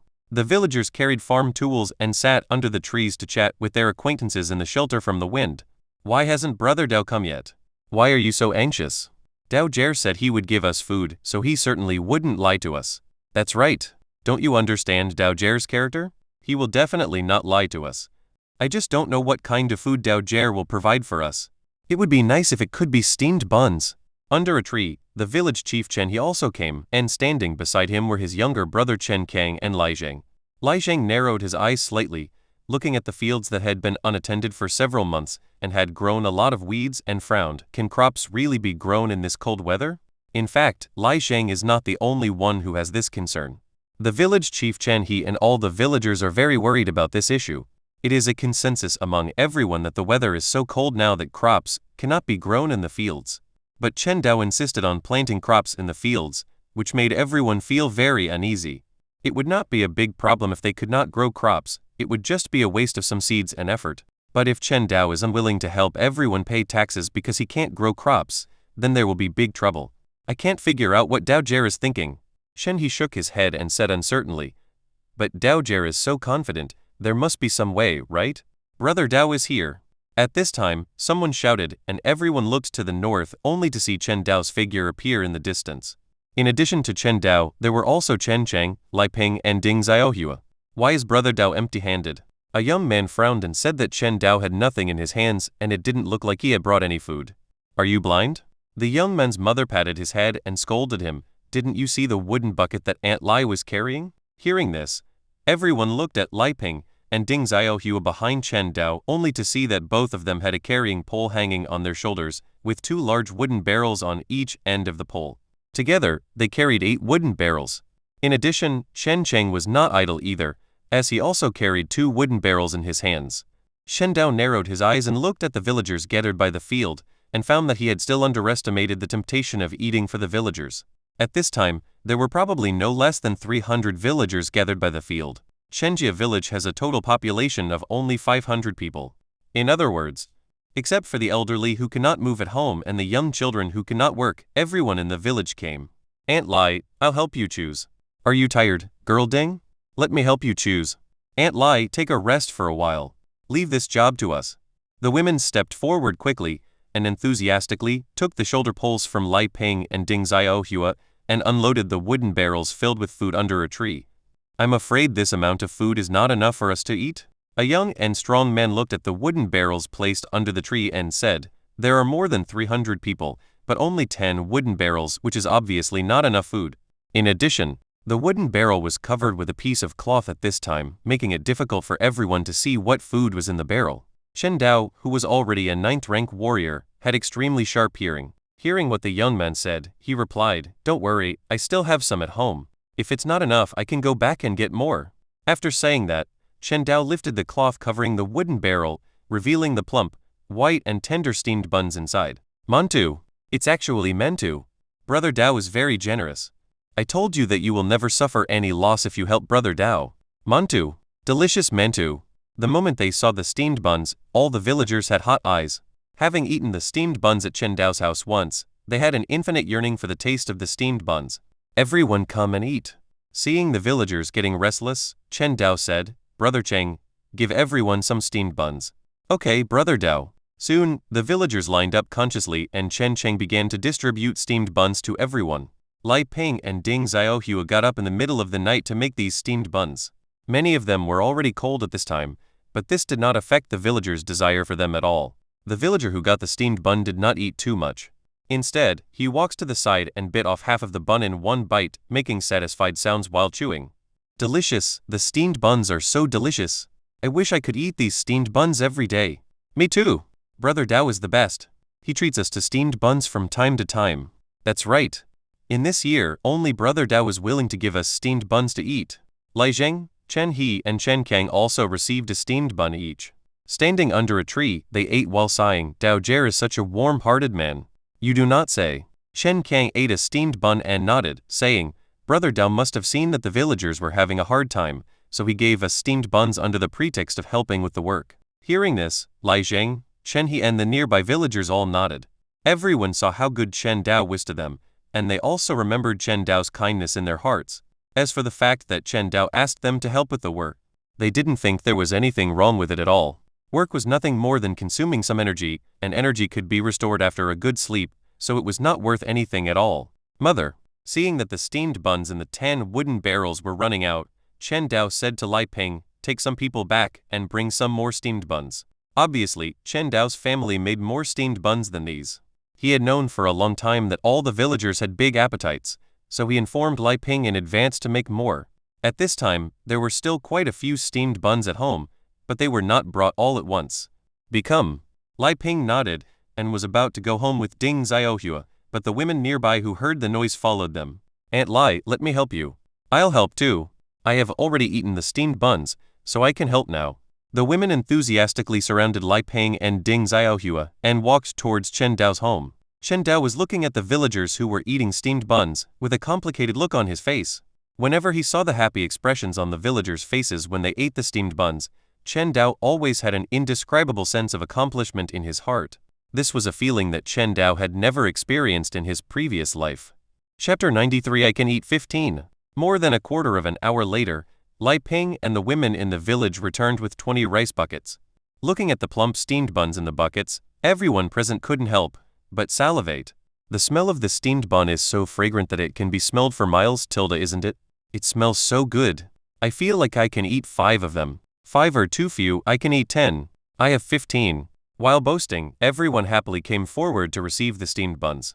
After receiving the buns, they started eating immediately, quickly savoring the sweetness of the buns. The steamed buns are so delicious, Mom, I want to eat them every day in the future. A teenager who had just finished eating a steamed bun said to his mother that the boy looked only about 14 or 15 years old. At this age in China, he would be at most a third-year junior high school student, but in Xia country, he would already be one of the important labor forces in a family. As long as you work hard, Daojier will definitely give you steamed buns every day in the future. The boy's mother touched his head and said, and the people around him nodded. Yes, with Daojier's personality, as long as we work hard, Daojier will definitely not treat us unfairly. I've told you, if anyone slacks off and makes Daijin happy later, I will never forgive him. That's right. Whoever dares to be lazy, don't come here in the future. After eating such delicious food, if you still want to be lazy, are you still a human being? About another quarter of an hour later, the steamed buns in the 20 rice buckets were completely eaten up by the villagers. Most of the villagers were full and looked at Chen Dao with enthusiastic eyes. Brother Dao, what do you need us to do? After hearing this question, Chen Dao thought for a moment and said, I'm going to plant wheat this time. You should know more about farming than I do, so I won't give instructions to the experts. Just follow the old method. Chen Dao only had a vague understanding of farming, but the villagers present were all experienced farmers, so Chen Dao felt relieved to leave the work to them. Since Brother Dao has said so, let me take charge. Chen He stood up and gave orders. Everyone go down to the fields, weed the weeds, and then turn the land over. Try to turn over all the land as quickly as possible, and then start sowing. Chen He obviously had sufficient experience in farming and knew that deep plowing and careful cultivation were required before farming. The villagers had no objection to Chen He's command. They rolled up their trouser legs, carried rakes, hoes and other tools on their shoulders, and went down to the fields to work enthusiastically. Even women and half-grown children were no exception, and all went down to the fields. At this moment, this field seemed to be filled with a fiery atmosphere. Chen Dao stood at the edge of the field and took a look. Seeing that the villagers were working very hard, he immediately felt relieved and returned home with Chen Cheng, Lai Peng and Ding Xiaohua. In the front yard of the house, Qiu Jai and Chen Fei were playing with Xiao Yuan, while in the backyard, Chen Lian and 4 others were busy. Chen Dao did not disturb them, but practiced boxing with Chen Cheng in the front yard. They took out a blood-feathered chicken from the backyard, slaughtered it, and then the 2 men drank the chicken's blood and practiced the subduing tiger fist tirelessly. After a dozen rounds of boxing, the 2 men shared the chicken and then sat in the yard to chat. Brother Dao, I feel like my strength has increased a lot recently. Shen Cheng said. Yeah? Shen Dao glanced at Chen Cheng's sturdy arms, stretched out his hand and said, Brother Cheng, let's compete in strength. Good. The increase in strength gave Chen Cheng full confidence. He grabbed Chen Dao's arm and wrestled with Chen Dao. But soon, Chen Cheng's face turned red. His strength had indeed increased a lot, but he was still quite a long way from catching up with Chen Dao. At this time, he even used all his strength, but still could not shake Chen Dao at all. I'm not Daojier anymore. Shen Cheng let go of Chen Dao's hand and panted, Brother Dao, you are too strong. I can't compare with you. Haha. Shen Dao laughed. Shen Cheng's progress was indeed very good. He estimated that Chen Cheng should have at least 150 kilograms of arm strength. However, today, Chen Dao's arm strength has already exceeded 300 kilograms, and Chen Cheng is at least half the distance away from him. However, Chen Dao couldn't help but be secretly surprised by Chen Cheng's talent. After only practicing boxing for a few days, Chen Cheng's arm strength increased by 50 kilograms, which shows how strong his talent is. It's a pity Chen Cheng was born in the countryside, not in one of those aristocratic families, otherwise he would have been trained as a martial arts genius. Shen Dao had heard from Lai Hu that many children of large families would start practicing martial arts before the age of 10, and that there was no shortage of medicinal herbs and resources for practicing martial arts. Many children of large families would be able to become 8th grade or even 7th grade warriors before the age of 15. Of course, these are the treatments only given to the children of truly large families. A small place like Taiping County cannot cultivate such geniuses. As the sun set in the west, among the endless fields of Chenjia village, villagers came to the edge of the fields carrying farm tools. The weather in the afternoon became a little colder, but beads of sweat appeared on the foreheads of these villagers, and even their clothes were soaked with sweat. However, these villagers seemed tireless, with smiles on their faces, chatting with people nearby. I feel much more energetic today. This steamed bun is really magical. Not only is it delicious, but it also boosts my strength. Yeah, I feel the same way. I'm not tired at all working today. If I could eat steamed buns every day, I wouldn't feel tired no matter how much work I do. I wonder if Brother Dao will give us steamed buns this afternoon? I will definitely give it to you. Don't you know Dao Jer's temper? The villagers gathered at the edge of the field with longing in their eyes, looking towards the north, hoping to see Chen Dao appear soon.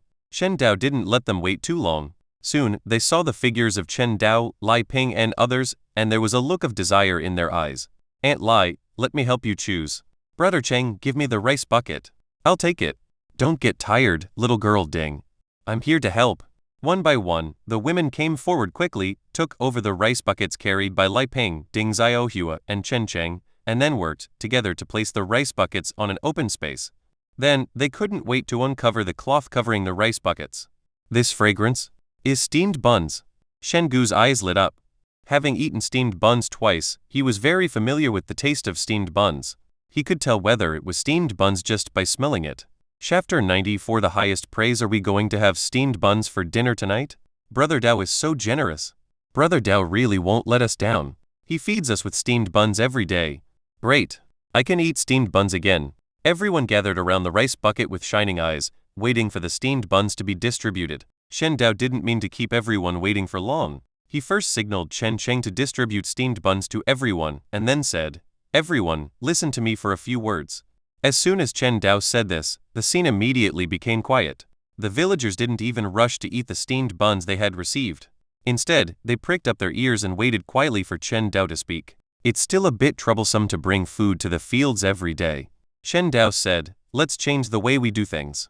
In the morning, when we get up, we go to my house to eat first, and then we go to work in the fields. After we finish working in the afternoon, we go back to my house to eat together. What do you think? No problem. Brother Dao, this is a good idea. Maybe we can even eat hot steamed buns this way. The buns have gone cold after all the journey. We should eat them at Daojer's house. Everyone agreed to Chen Dao's proposal without thinking. Chen Dao continued, of course, I have to say this first. I can give you steamed buns every day until you are full. But if anyone doesn't work hard, or even runs home after eating the steamed buns in the morning instead of working in the fields, don't blame me for being ruthless. As soon as these words were spoken, the villagers' faces suddenly became serious. Don't worry, Brother Dao, if anyone dares to be lazy, we will never let him off. Yes. Brother Dao, I'll help you keep an eye on it, and no one will dare to be lazy. Which lazy asshole dares to be lazy? We can beat him to death. The villagers spoke out to make assurances. There were definitely some people among them who wanted to be lazy, but the majority of the villagers would never be lazy even if it was just to eat steamed buns. As for those few who want to be lazy, with other people watching them, it is impossible for them to do so blatantly. After all, food is so precious these days, and no one wants to give up this job that allows them to have steamed buns every day. Don't worry, Brother Dao. Chen he also assured. I will help you keep an eye on it. If anyone dares to be lazy, I will definitely not let him off. As the village chief, Chen he is still very authoritative in the village. As soon as he said this, the few people who wanted to be lazy immediately gave up the idea. There was no way. The lesson of what happened to Chen Jin and the other two was right in front of them. The village chief would really pick up a board and beat them. Good. Seeing everyone's promise, Chen Dao said no more and said to everyone, let's start eating. As soon as Chen Dao finished his words, the villagers immediately took action. Those who received the steamed buns went to the side and ate them happily, while those who were still queuing for the steamed buns were looking forward to the deliciousness of the steamed buns. The sun had completely set and Chen Lan had finished her work for the day. Today's work was not tiring for her. Instead, she enjoyed it. She only needed to clean up some chicken and duck manure and keep track of the number of chickens and ducks. She could have 2 steamed buns every day and 1 or 2 taels of silver every month. This kind of thing. Until now, Chen Lion still felt a sense of unreality as if she was in a dream. Goodbye, aunties. After saying goodbye to Wu Yun and others at the door of Chen Dao's house, Chen Lian hurried back home and met her grandmother Hizuhu who was waiting in the living room. There was a hint of uneasiness on Hizuhu's old face. Today was the day that Chen Lion went to Chen Dao's house to work. She couldn't help but feel a little worried. First, she was worried whether this job was really as good as the village chief said. Second, she was worried whether Chen Lian could satisfy Chen Dao and get this hard-earned job. Grandmother. But at this moment, Chen Lian's voice came, waking up the uneasy Hizuhua. Lioner is back. Just as Hizuhua was about to stand up, Chen Lion walked out quickly, pressed Hizuhua down on her seat, and then sat down beside her, saying, "Grandma, I'll go make dinner for you." Chen Lion, who was very familiar with the home environment, knew as soon as she entered the house that Hizuhua must not have had dinner, because there was no smell of smoke in the kitchen. "Don't worry yet." Hizuhua shook her head and said, "Lioner, how was your work at Daojer's house today?" "I'm fine." Chen Lion felt the sweet taste of the steamed buns lingering in her mouth and said with a smile, "Daojer's housework is not tiring at all. I feel very relaxed. Moreover, Daojer also gives us steamed buns to eat, twice a day, and we can eat until we are full each time." "Really?" Hizuhua couldn't help showing a hint of surprise. It was an easy job, with not only enough steamed buns to feed herself, but also a salary of 1 or 2 taels of silver every month. Hizuhua really didn't dare to hope for such a good thing. "Really, Grandma?" Chen Lion smiled and told him about her experience of the day at Chen Dao's house. "Brother Dao is a very nice person, completely different from the rich people I have heard of." Hizuhua listened carefully to Chen Lion's story. After listening, she couldn't help but sigh. Brother Dao is such a good person. In China in the past, the word good person had become a neutral or even derogatory word. But in this world, the word good person is the highest compliment. At this moment, Hizuhua's gratitude to Chen Dao comes from the bottom of her heart. "Yes." Chen Lion nodded and said, "Not only is Daojer kind to us, but Aunt Lai and Sister Ding who lives in Daojer's house are also very kind to us. They greet us politely whenever they see us." Chen Lian had heard from other people in the village before that the rich families in the city always looked down on their servants and maids, and would often beat and scold them as if they were slaves. However, Chen Dao was completely different. He treated them as if they were truly equals, without any attitude of looking down on others. "That's good." Hizuhua was completely relieved. "Lioner, you must work hard, okay?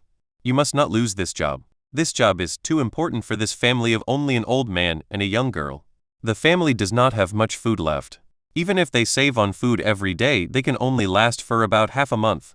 With this job, Chen Lion can eat her fill at Chen Dao's house, which means she can last for a month.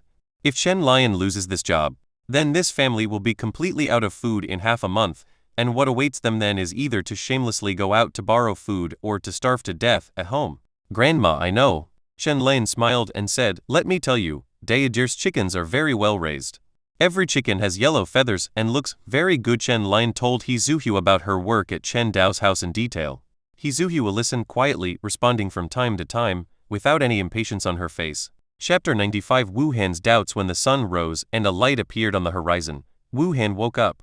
After saying hello to his wife Shangye, he opened the door of his house. As soon as the door opened, Wu Han saw the 3 Zhangming brothers and a dozen strong young men waiting outside. As the number of trips to Chenjia village increased, Wu Han earned more money, and the number of people in his caravan also increased significantly. He hired more than 10 people as guards to prevent any danger outside the city. "Everyone is here." Wu Han looked at the people outside the door, welcomed them into the house, and said, "Today we have a lot of cargo, please help us." "No problem." Everyone agreed immediately. Wu Han paid them a lot, so they were naturally willing to do more. "Okay, then have dinner at my house first, and then we'll set off." A quarter of an hour later, Shangye, who was busy in the kitchen, prepared breakfast. After everyone quickly finished their breakfast, they drove the donkey cart away from Wu Han's house. It is worth mentioning that Wu Han's donkey cart has increased from 1 to 3. As the number of exchanges with Chenjia village increased, the amount of food required by Chen Dao also increased. The previous donkey cart was no longer enough, so Wu Han had to add 2. After driving the donkey cart to a nearby grain store, Wu Han bought 2,500 kilograms of flour.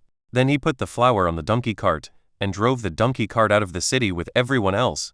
Maybe it was because there were more guards, or maybe it was because he went in and out of the city more often. Jiang Ming was no longer so nervous while walking on the official road.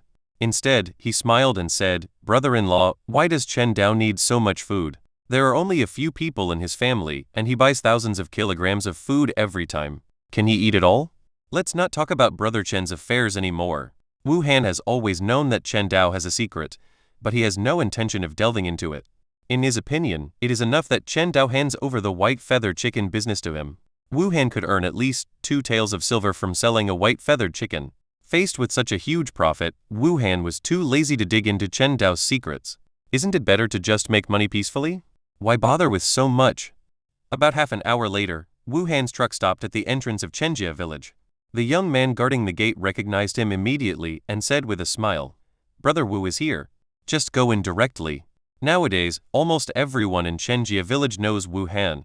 At least the young and strong people in the village know him. They all knew that Wu Han was a businessman who did business with Chen Dao, so the young and strong men guarding the village entrance generally would not stop Wu Han from entering the village. Thank you, little brother. Wu Han was also a man who knew how to handle things. He took out 3 copper coins and stuffed them into the young man's hand. Then he drove the donkey cart straight to Chen Dao's doorstep. Why are there so many people? Looking at the long queue in front of Chen Dao's house, Wu Han couldn't help but be a little surprised. When he came to Chenjia village in the past, although he would occasionally see people gathering, most of the time it was deserted and every household had its doors closed. It is somewhat abnormal that it is so lively at this time. With so many people, I'm afraid everyone in the village has come here? Deng Ming took a look at the queued crowd and the corner of his mouth twitched. Looking around, there were probably hundreds of people gathered in front of Chen Dao's house. Looking at the scale of Chenjia village, it was estimated that there were only a few hundred people. It was not an exaggeration to say that the whole village had come. Let's ask someone. Wu Han jumped off the donkey cart and came to the end of the team. He asked a young man, what are you doing? The young man was called a young man, but in fact he was just a boy. He was none other than Gu, who was guarding the entrance of the village when Wu Han first came to Chenjia village. Gu got up a little late today, so he was at the end of the line. He was inevitably a little unhappy, but he didn't vent his anger on Wu Han. Instead, he said, "It's Brother Wu." Brother Wu is what Chen Dao calls Wu Han. Many people in Chenjia village also like to follow Chen Dao's example and call Wu Han Brother Wu. We came to Daijier's house to get steamed buns to eat. Gu answered the doubts in Wu Han and others' minds. However, after Gu said this, Wu Han and others became even more confused. Can the whole village get steamed buns to eat? A young and strong man in Wu Han's team couldn't help but ask. Not the whole village either. Gu shook his head, and before Wu Han and the others could react, he continued, but it's almost the whole village. Except for the elderly who can't move and the children who can't work, everyone else can come to Daijier's house to get steamed buns to eat. A big exclamation mark flashed through the minds of Wu Han and others. Please give the whole village steamed buns. Damn, how much does this day cost? This old man Jiang Ming couldn't help but ask, you're not lying to us, are you? In this day and age, where can we find such a kind person? It's not that Jiang Ming didn't trust Gu, but what he said was too shocking. In this year, the price of grain is almost sky high, and even the landlords in the city have to tighten their belts. But at this time, Gu told him that someone generously treated the whole village to steamed buns. Jiang Ming really found it hard to believe. Why would I lie to you? Gu rolled his eyes at Jiang Ming and said, Brother Dao is not a good man, but he is the best person in our village. If it weren't for Brother Dao, I don't know how many people in the village would be hungry. Seeing Gu's affirmative words, Wu Han and others looked at each other in surprise.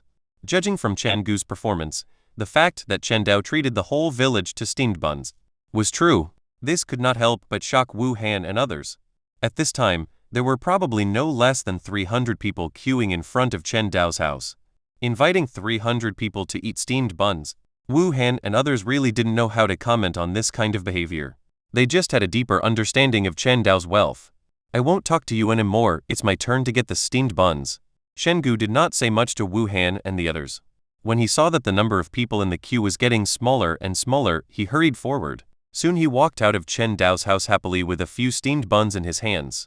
While eating the steamed buns, he followed the crowd towards the south of the village.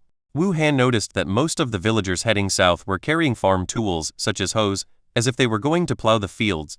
Farming? Wu Han was even more confused. It was so cold that no crops could be grown in the entire Qingzhou. Why were these villagers going out to farm? And looking at the happy expressions on their faces, it seemed as if they could really grow food in the fields. Chapter 96. A great act of kindness. With a lot of doubts in his mind, Wu Han signaled Jiang Ming and others to wait outside, while he walked through the open gate and entered the front yard of Chen Dao's house. At this time, the front yard was busy. Lai Ping, Chen Cheng and others who had just distributed steamed buns were packing up rice buckets and other items. Chen Dao had nothing to do, so he noticed Wu Han, who came in at the first time, and greeted him with a smile. Brother Wu is here. Brother Chen. Wu Han responded, looked at the rice bucket being carried into the house and the few steamed buns left in the bucket, and said, What are you doing? Give breakfast to the villagers. Chen Dao replied, I hired some villagers to help me with the work, and the reward was 2 meals a day. Are those some villagers? The corner of Wu Han's mouth twitched. There were hundreds of villagers who had just gathered at Chen Dao's house. Even the landlords or county magistrates in the city could not afford to hire so many people to work. As for the reward for 2 meals, Wu Han did not think that Chen Dao was stingy. On the contrary, he felt that Chen Dao was quite generous. He saw that Chen Dao gave those villagers steamed buns, which were not cheap. These days, there were people who could not afford to eat everywhere. There were many people who were willing to work for a meal, and even a meal could marry a young girl. It was a great act of kindness for Chen Dao to give steamed buns to the villagers who helped him work. Brother Chen, are you asking the villagers to help you farm? Wu Han expressed his doubts. When he was outside just now, he noticed that the villagers were carrying farm tools and looked like they were going to work in the fields. Yes. Chen Dao nodded and said, I rented all the land in the village and planned to grow some crops on it. At this point, Chen Dao couldn't help but laugh. Brother Wu, maybe after a while you can do some grain business here. This Wu Han opened his mouth, not knowing whether to say that Chen Dao was naive or that he thought too simply. How could crops be grown in such weather? Could it be that Brother Chen was cheated by someone? Wu Han hurriedly said, Brother Chen, you are not being deceived, are you? It is so cold now, how can we grow food in Qingzhou? Don't worry, Brother Wu. Chen Dao smiled and said, the crops I planted this time are different from ordinary crops. I found the seeds from the vast mountains, and they can grow in severe cold weather. This was an excuse Chen Dao had thought of a long time ago. As he started farming, he could not hide the fact that he could grow food in winter from others.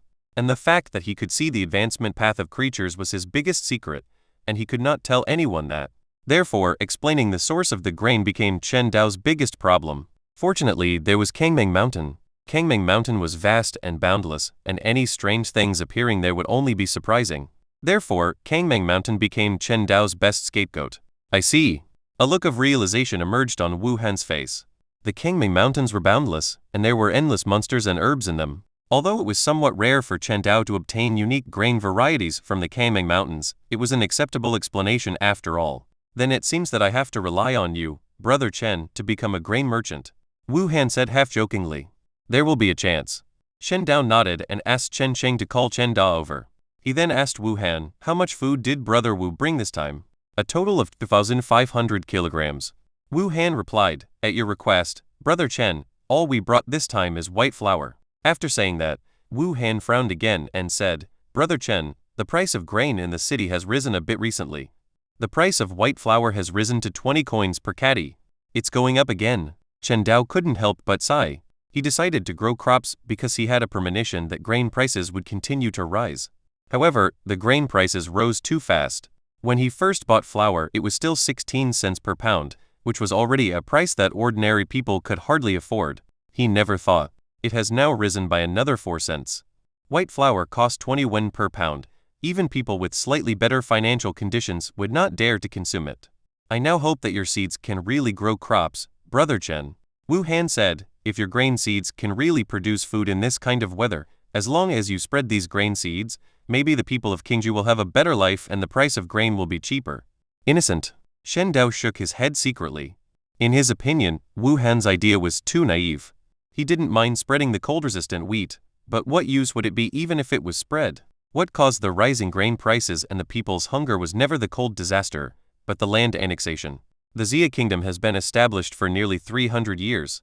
Over the years, most of the land in the hands of the people has been almost annexed by the big families. Chenjia village is just far away from the county town, otherwise, not every household would have land. As far as Chen Dao knew, many people in the county town actually had no land at all and could only work as tenants for the 3 major families. They had to hand over 70% of the grain they grew, and the remaining 30% was just enough to barely fill their stomachs. Big families like the 3 major clans in Taiping County occupied most of the land in Xia State. If all the stored grain in their homes were taken out, it would not be enough to feed the people of the whole country for 3 years, but it would not be a problem for the people to survive this cold disaster. But those big families are even greedier than the capitalists in previous lives. How could they possibly give their own food to the people? Not only did they not pay, but they also took advantage of the cold years to raise food prices, wantonly reaping the remaining wealth in the hands of the people. Chen Dao shook his head, dispelling the chaotic thoughts in his mind, and said to Wu Han, Brother Wu, I will pay you the money for the grain first. As he spoke, Chen Dao took out 5 taels of silver and 500 copper coins from the house and handed them to Wu Han. The 5 taels of silver was the price of the grain, and the 500 copper coins were Wu Han's shipping fee. After all, Wu Han spent so much effort and took so much risk to transport grain from the city. It would be unreasonable not to pay him some freight, which would easily dampen Wu Han's enthusiasm. At the same time, Chen Cheng and Chen Da each carried 2 chicken coops and walked into the front yard. Seeing the chickens clucking in the chicken coop, Wu Han's eyes lit up immediately, and he hurriedly asked, "Brother Chen, how many white-feathered chickens are there this time?" 20 in total, Chen Da replied, "a total of 8 tails of silver." Okay.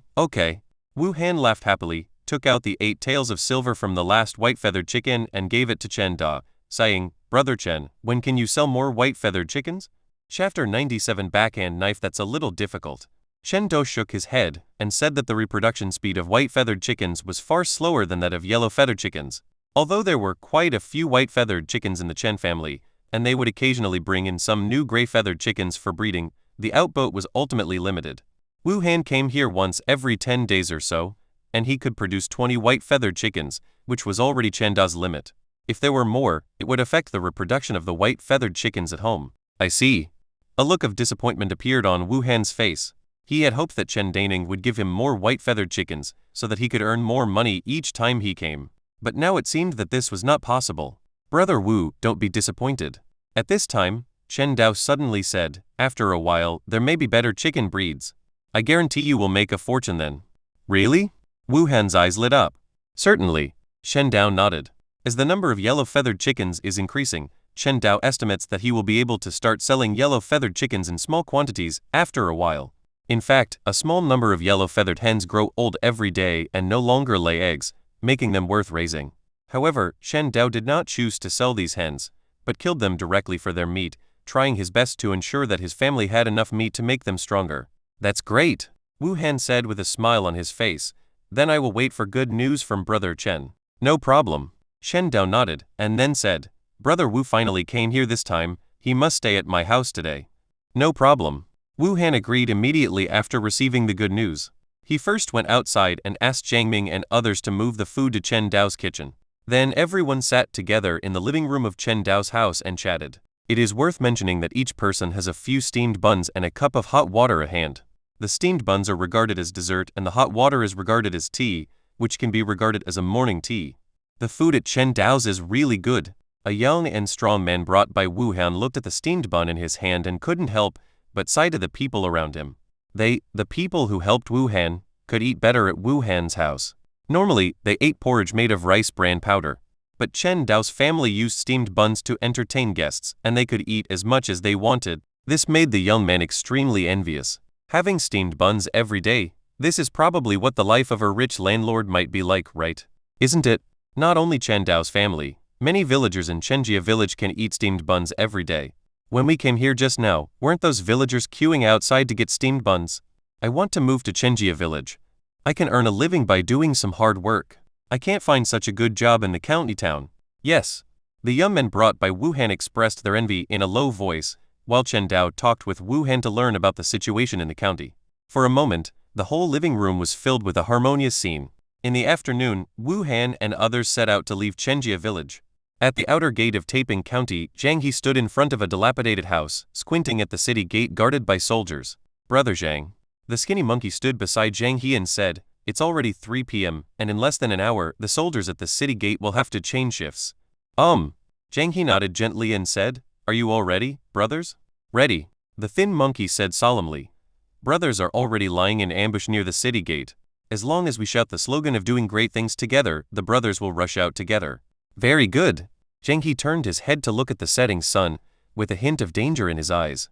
As the sun gradually set, it was finally time for the soldiers guarding the city to change shifts. A soldier wearing armor and a standard saber on his waist stamped his feet and said impatiently, "It's so cold, why haven't the brothers who were supposed to take over the shift come yet? What's the hurry?"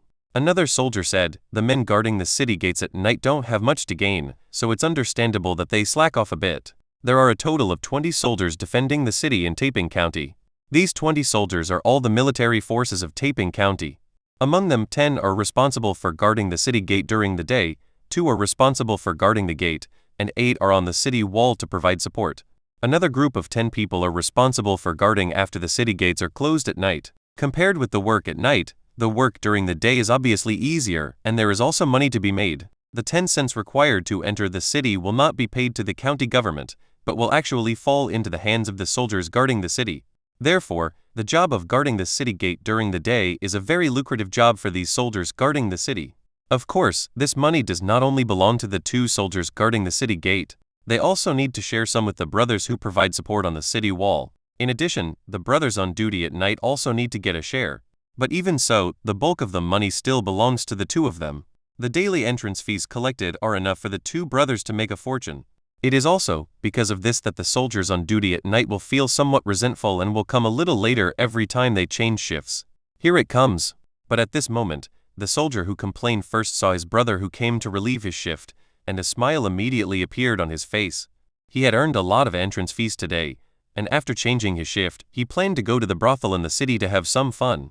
Thinking of the graceful figure of the brothel girl, the soldier was about to step forward to hand over to the soldier who was changing shifts.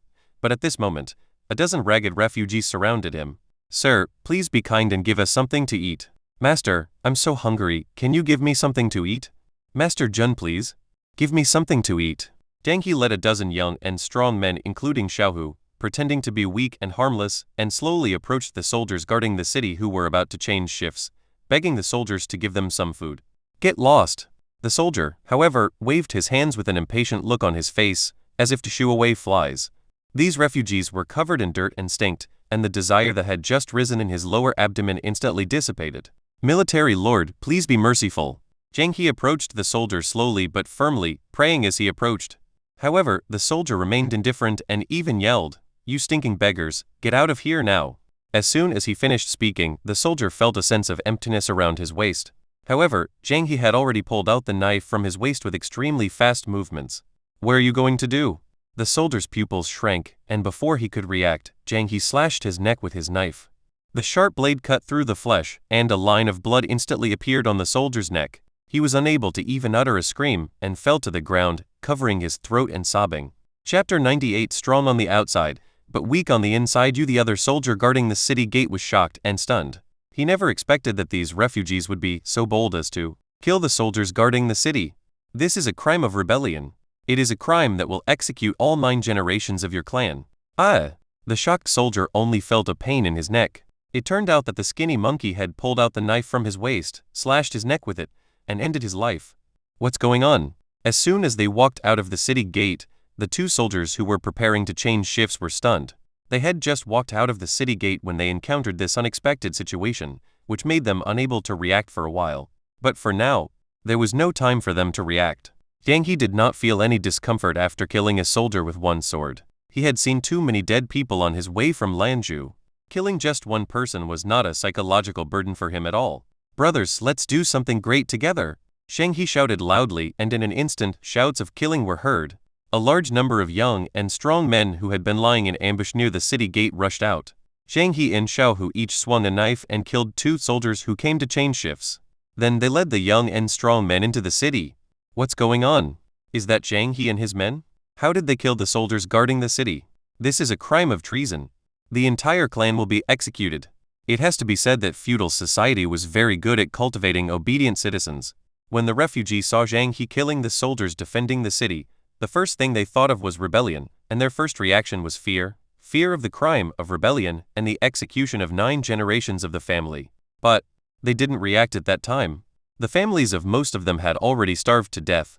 Even if they were to kill 9 generations of their clan, only a few of their family members would be killed. Who cares?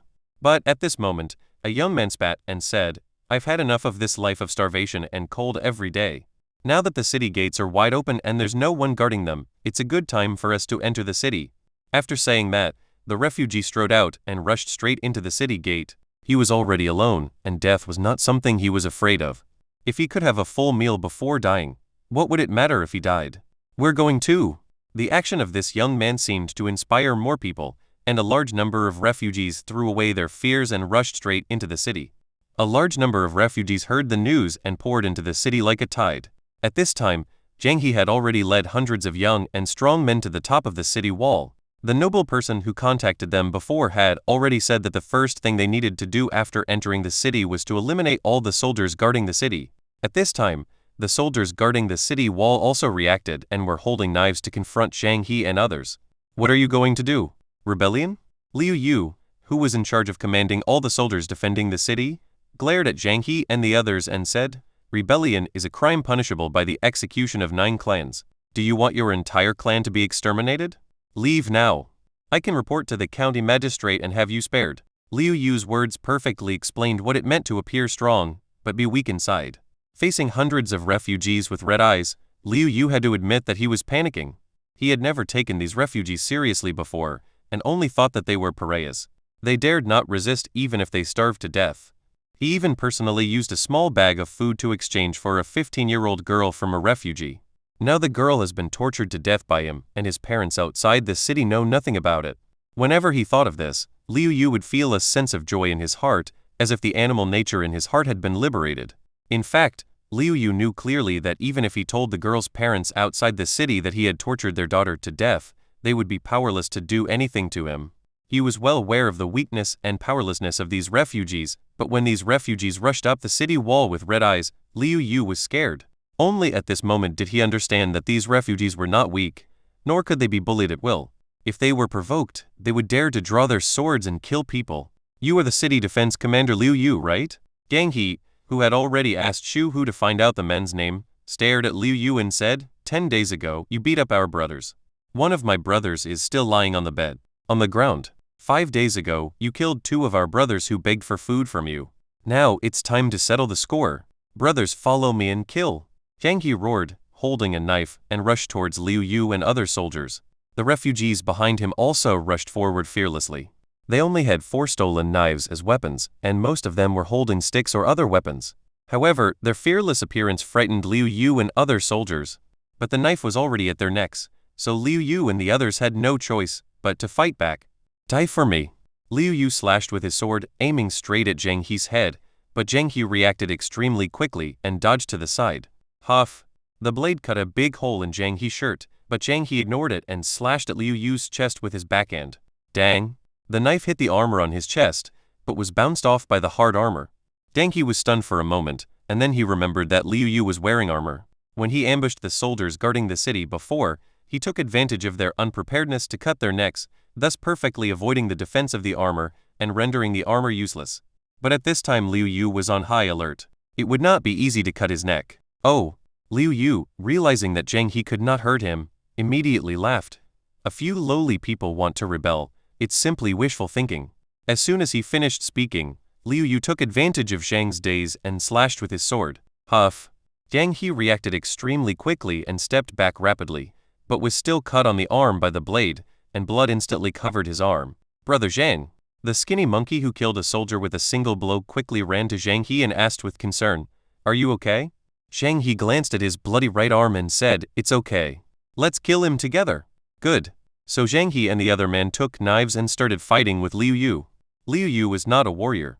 At most, he was a soldier, so he was stronger than ordinary people. However, it was still very difficult for Zhang He and the other man to fight with him.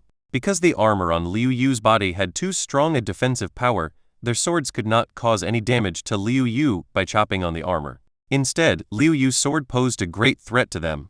Therefore, the two could only dodge Liu Yu's attacks as much as possible, fight with Liu Yu, consume Liu Yu's physical strength as much as possible, and look for opportunities to make a fatal blow. Chapter 99 Loss of Order. While Zhang He and Xiao Hu were fighting with Liu Yu, other refugees on the city wall started a life-and-death struggle with a dozen soldiers defending the city. Hundreds of refugees had only simple weapons in their hands, and it was obviously not an easy task to face off against a dozen soldiers in armor and holding standard sabers.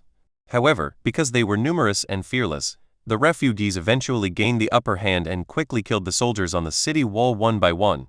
"Great job, brothers!" Gang He, who had been keeping an eye on another battlefield, couldn't help but get excited.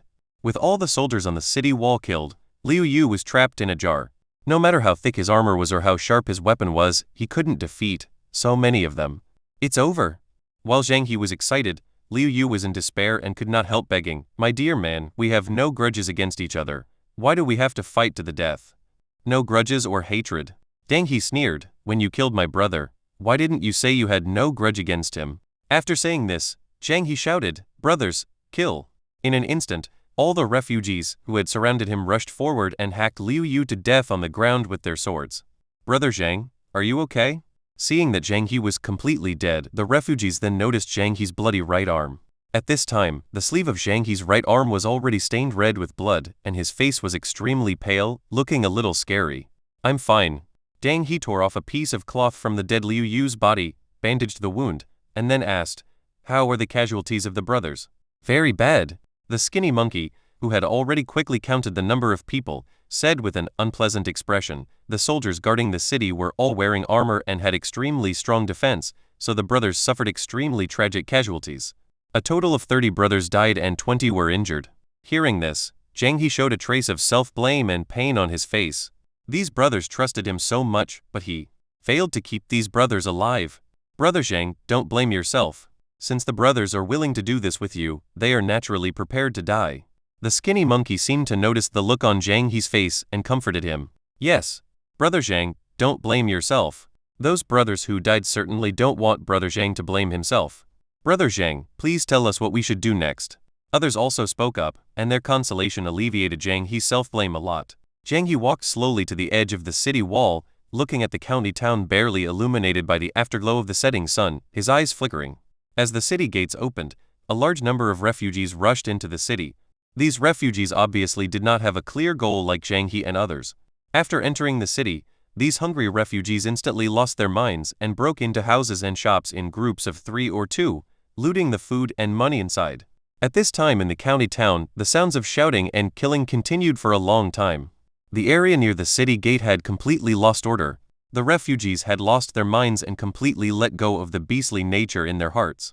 They would kill the men in the house who tried to resist, and the women. "You don't have to think about what the outcome would be, brother." A young man following Zhang He looked down greedily and said, "Should we go grab some too?"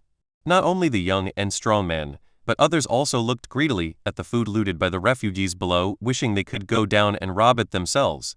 They had not had a full meal for a long time and could not bear the temptation of food. "Do you want to die?" After looking around at everyone, Zhang He said in a cold voice, "If we help you, we still have a chance to survive. If we join them to rob, we will definitely not live to see tomorrow." Why didn't Zhang He dare to kill the soldiers guarding the city and enter the city before, but dares to do it now? Because killing the soldiers guarding the city was tantamount to rebellion, a sure death. And now, the nobleman in the city made him a promise. As long as he could do what the nobleman asked him to do, the fact that he killed the soldiers guarding the city and broke into the city would be covered up for him, and he and his brothers would be given a legitimate identity, so that they would no longer have to be refugees. Although working for a noble is extremely dangerous, there is still a glimmer of hope, not to mention, the noble will also give them a legitimate identity and even bestow upon them medicinal herbs, giving them the opportunity to become warriors. Be reasonable. Skinny Monkey also reminded everyone in time, robbery like them is the same as rebellion. There is only one way to go, death, waiting for us. Only by following Brother Zhang and completing the nobleman's instructions can we live well. Zhang He and Xiao Hu's words promptly curbed everyone's greed and they all regained their sanity. Brother Zhang is right. We must not go and steal food. Just follow Brother Zhang. No one is allowed to act on their own. Brother Zhang, you decide what to do. We will listen to you. Looking at the eager faces of his brothers, Zhang He pondered for a moment and said, "Those who are strong, put on the armor of the soldiers guarding the city, and let's go and do great things together." Soon, Zhang He picked out a dozen strong men and asked them to wear the armor stripped from the soldiers guarding the city. Then everyone went down the city wall and headed straight for the wealthy area in the city. But even Zhang He himself didn't notice that while his team was advancing, 2 figures covered in black night suits mixed into his team at some point. I didn't expect that a county magistrate would actually wear night clothes, something only thieves would wear. A man in black, whose face was covered with a black veil, leaving only a pair of eyes exposed, said that this man was none other than Lai Hu, the owner of the Fu Hu boxing gym. The man in black beside him was naturally the county magistrate Zhu Zhiwen. Master Lai's words are a bit biased. Zhu Zhiwen chuckled and said, "The one wearing night clothes may not be a thief, he may be a warrior like Master Lai." Oh, Lai Hu didn't take it seriously. Instead, he turned his head and looked towards the city gate behind him where the sound of killing was heard. His brows slightly furrowed under his veil. "County Master, is this what you expected to happen?" "No." Zhu Zhiwen shook his head. He was exactly the noble man that Zhang He and the others had mentioned. After contacting Zhang He and the others and gaining their trust, he arranged for Zhang He and the others to carry out the plan to eradicate the Zhu family, but unfortunately, plans cannot keep up with changes. He had never expected that Zhang He and others rushing into the city would cause such a change and create such chaos in the city. Chapter 100 True Portrait. How does the county magistrate plan to deal with these refugees who have rushed into the city? Lai Hu asked. We can only deal with it later. Zhu Zhuan sighed and said, you have to make choices in everything. Right now, eradicating the Zhu family is our biggest priority. As for these refugees, it won't be too late to deal with them later after we get rid of the Zhu family. At this moment, Zhu Zhuan couldn't help but sigh in his heart that the power he could mobilize was too limited, otherwise these refugees would never have caused such a big mess. Grandpa, what happened outside? Inside Beikao Hall, Sukyoxi and Su Shihua were each holding a door, listening to the shouting and screaming coming from outside with terrified looks on their faces. As soon as Beikao Hall closed its door, they heard endless shouting and screaming outside. This made the two men terrified, and they held the door tightly, fearing that someone would break in. There must be some trouble in the city. Su Shihua lowered his voice and said, Kioxi, you must hold the door shut and don't let anyone in. Su Shihua, who has lived for most of his life, has extremely rich life experiences. He knows very well that once the thieves outside rush into Beikao Hall, he, an old man, will at most die. But his young and beautiful granddaughter Su Kioxi will not be so lucky. In a place without order, beautiful women often end up in a very miserable way. Being sent back and forth like cargo is considered a relatively good ending. I know, Grandpa. Su Kioxi's pretty face was full of solemnity. Although she was young, she knew what would happen to her if a thief broke in, because at this moment, what came from outside the door was not only shouting and killing, but also a woman's wailing. When Su Kioxi thought about what would happen to her after the thieves broke into Beikao Hall, she couldn't help but shudder. She gritted her teeth and held against the door tightly. Fortunately, Beikaotang is a drugstore with good profits after all, and its door is made extremely solid. Perhaps the thieves outside felt that the door of Beikaotang was difficult to break in, so they did not choose to break into Beikaotang, which also made Su Kioxi and Su Shihua breathe a sigh of relief. This world is so chaotic. Listening to the footsteps gradually fading away outside the door, Su Shihua wiped the sweat from his forehead and couldn't help but sigh. This was the first time in his life that he experienced such a thrilling thing. Grandpa, what happened outside? Su Kioxi also wiped the cold sweat from her smooth forehead and said with lingering fear, it should be the refugees from outside the city who broke into the city. Su Shihua guessed that, looking around Taiping County, there was no one else who could cause such a big mess except the refugees outside the city. Refugees outside the city? A trace of thought flashed across Su Kioxi's beautiful eyes. She had seen the refugees outside the city from afar several times. In her impression, those refugees were all pitiful people. They left their homes and came to Taiping County just to find a way to survive. I didn't expect those seemingly pitiful refugees would become so terrifying after entering the city. Taiping County is a classical city. Two straight avenues intersecting horizontally and vertically divide Taiping County into 4 square areas. The 2 areas in the north are East City and West City, while the 2 areas in the south are the wealthy area and residential area. The Fuhu Boxing Gym is located in the wealthy area, and the Zhu family, one of the 3 major families in the city, is also located in the wealthy area. At this time, in the Zhu family's 3-story courtyard, whether it was the front yard, the backyard, or the living room, they were all filled with tables. Lanterns were hung on the eaves, and the orange light that fell down illuminated the entire house as if it were dusk. The beautiful maids shuttled between the dining tables, delivering exquisite dishes to the living room in a timely manner. In the living room, at the largest dining table, the old and frail Zhu Fuxing, the patriarch of the Zhu family, was accepting the congratulations from the guests with a smile on his face. Grandpa Zhu, I wish you a long life and may you become younger and younger as time goes by. A young man offered his blessings with a smile on his face. His name was Yuan King and he was from the younger generation of the Yuan family. He came here today to attend the 90th birthday celebration of Zhu Fuxing, the old patriarch of the Zhu family, on behalf of the Yuan family. I also wish Grandpa Zhu to always smile and live a long and happy life. Fang Yong, a young man at another table, also sent his blessings. He came on behalf of the Fang family.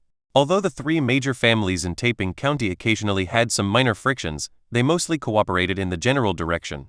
Therefore, for Zhu Fuxing's 90th birthday, both families sent their younger generations to attend to add glory to the Zhu family. Okay. Although Zhu Fuxing is old, he is in good spirits. At this moment, he is looking at the young people who are sending him blessings with great joy, and his smile almost never stops. On the dining table were exquisite dishes, most of which were meat. If such a table of dishes were placed in Chenjia village, the villagers would scramble for them. However, in the living room of the Zhu family, only a few people were interested in these dishes. Who among those who can come to attend the 90th birthday of Mr. Yu is not a wealthy person? Although these dishes are exquisite, they usually eat a lot, so they are not so hungry that they will eat anything. The rich live in luxury while the poor freeze to death on the streets. The rich live in extravagance and indulge in pleasure, while the refugees outside the city cannot even get enough rice bran to eat. This is the truest portrayal of this world. Thank you all for coming to my father's birthday party. At this time, Zhu Ming, the head of the Zhu family of this generation, stood up with his wine glass raised. Everyone, drink this glass together. As soon as Zhu Ming spoke, everyone in the living room stood up and raised their glasses. Master Zhu has spoken, so we must follow his lead. A wealthy middle-aged man said with a smile, and the others also flattered him. Then, everyone drank up the wine in their cups. Kill! But at this moment, a cry of killing was heard from outside. Everyone was stunned, but Zhu Ming reacted quickly and subconsciously wanted to send the butler to check outside. Only then did he realize that the butler had already been sent to the gate to greet the guests. Just as Zhu Ming was reacting, outside the Zhu family's gate, Zhang He, who had killed the housekeeper with a single blow, looked at the open gate with a smile on his face. Brothers, success or failure depends on this one move. Follow me and kill. As he spoke, Zhang He was the first to step into the Zhu family's gate, and the others followed suit. As soon as they entered the Zhu family, everyone couldn't help but widen their eyes. However, in the front yard at this time, there were tables placed one after another. Under the light of the lanterns, everyone could see the food on the tables clearly. Meat, all meat. A young man looked at the food on the table closest to him, with a gleam of desire in his eyes. He had never seen so much delicious meat in his life. Thanks for joining Fanfiction Reader. If you enjoyed it, hit subscribe and come back for more fan-made adventures.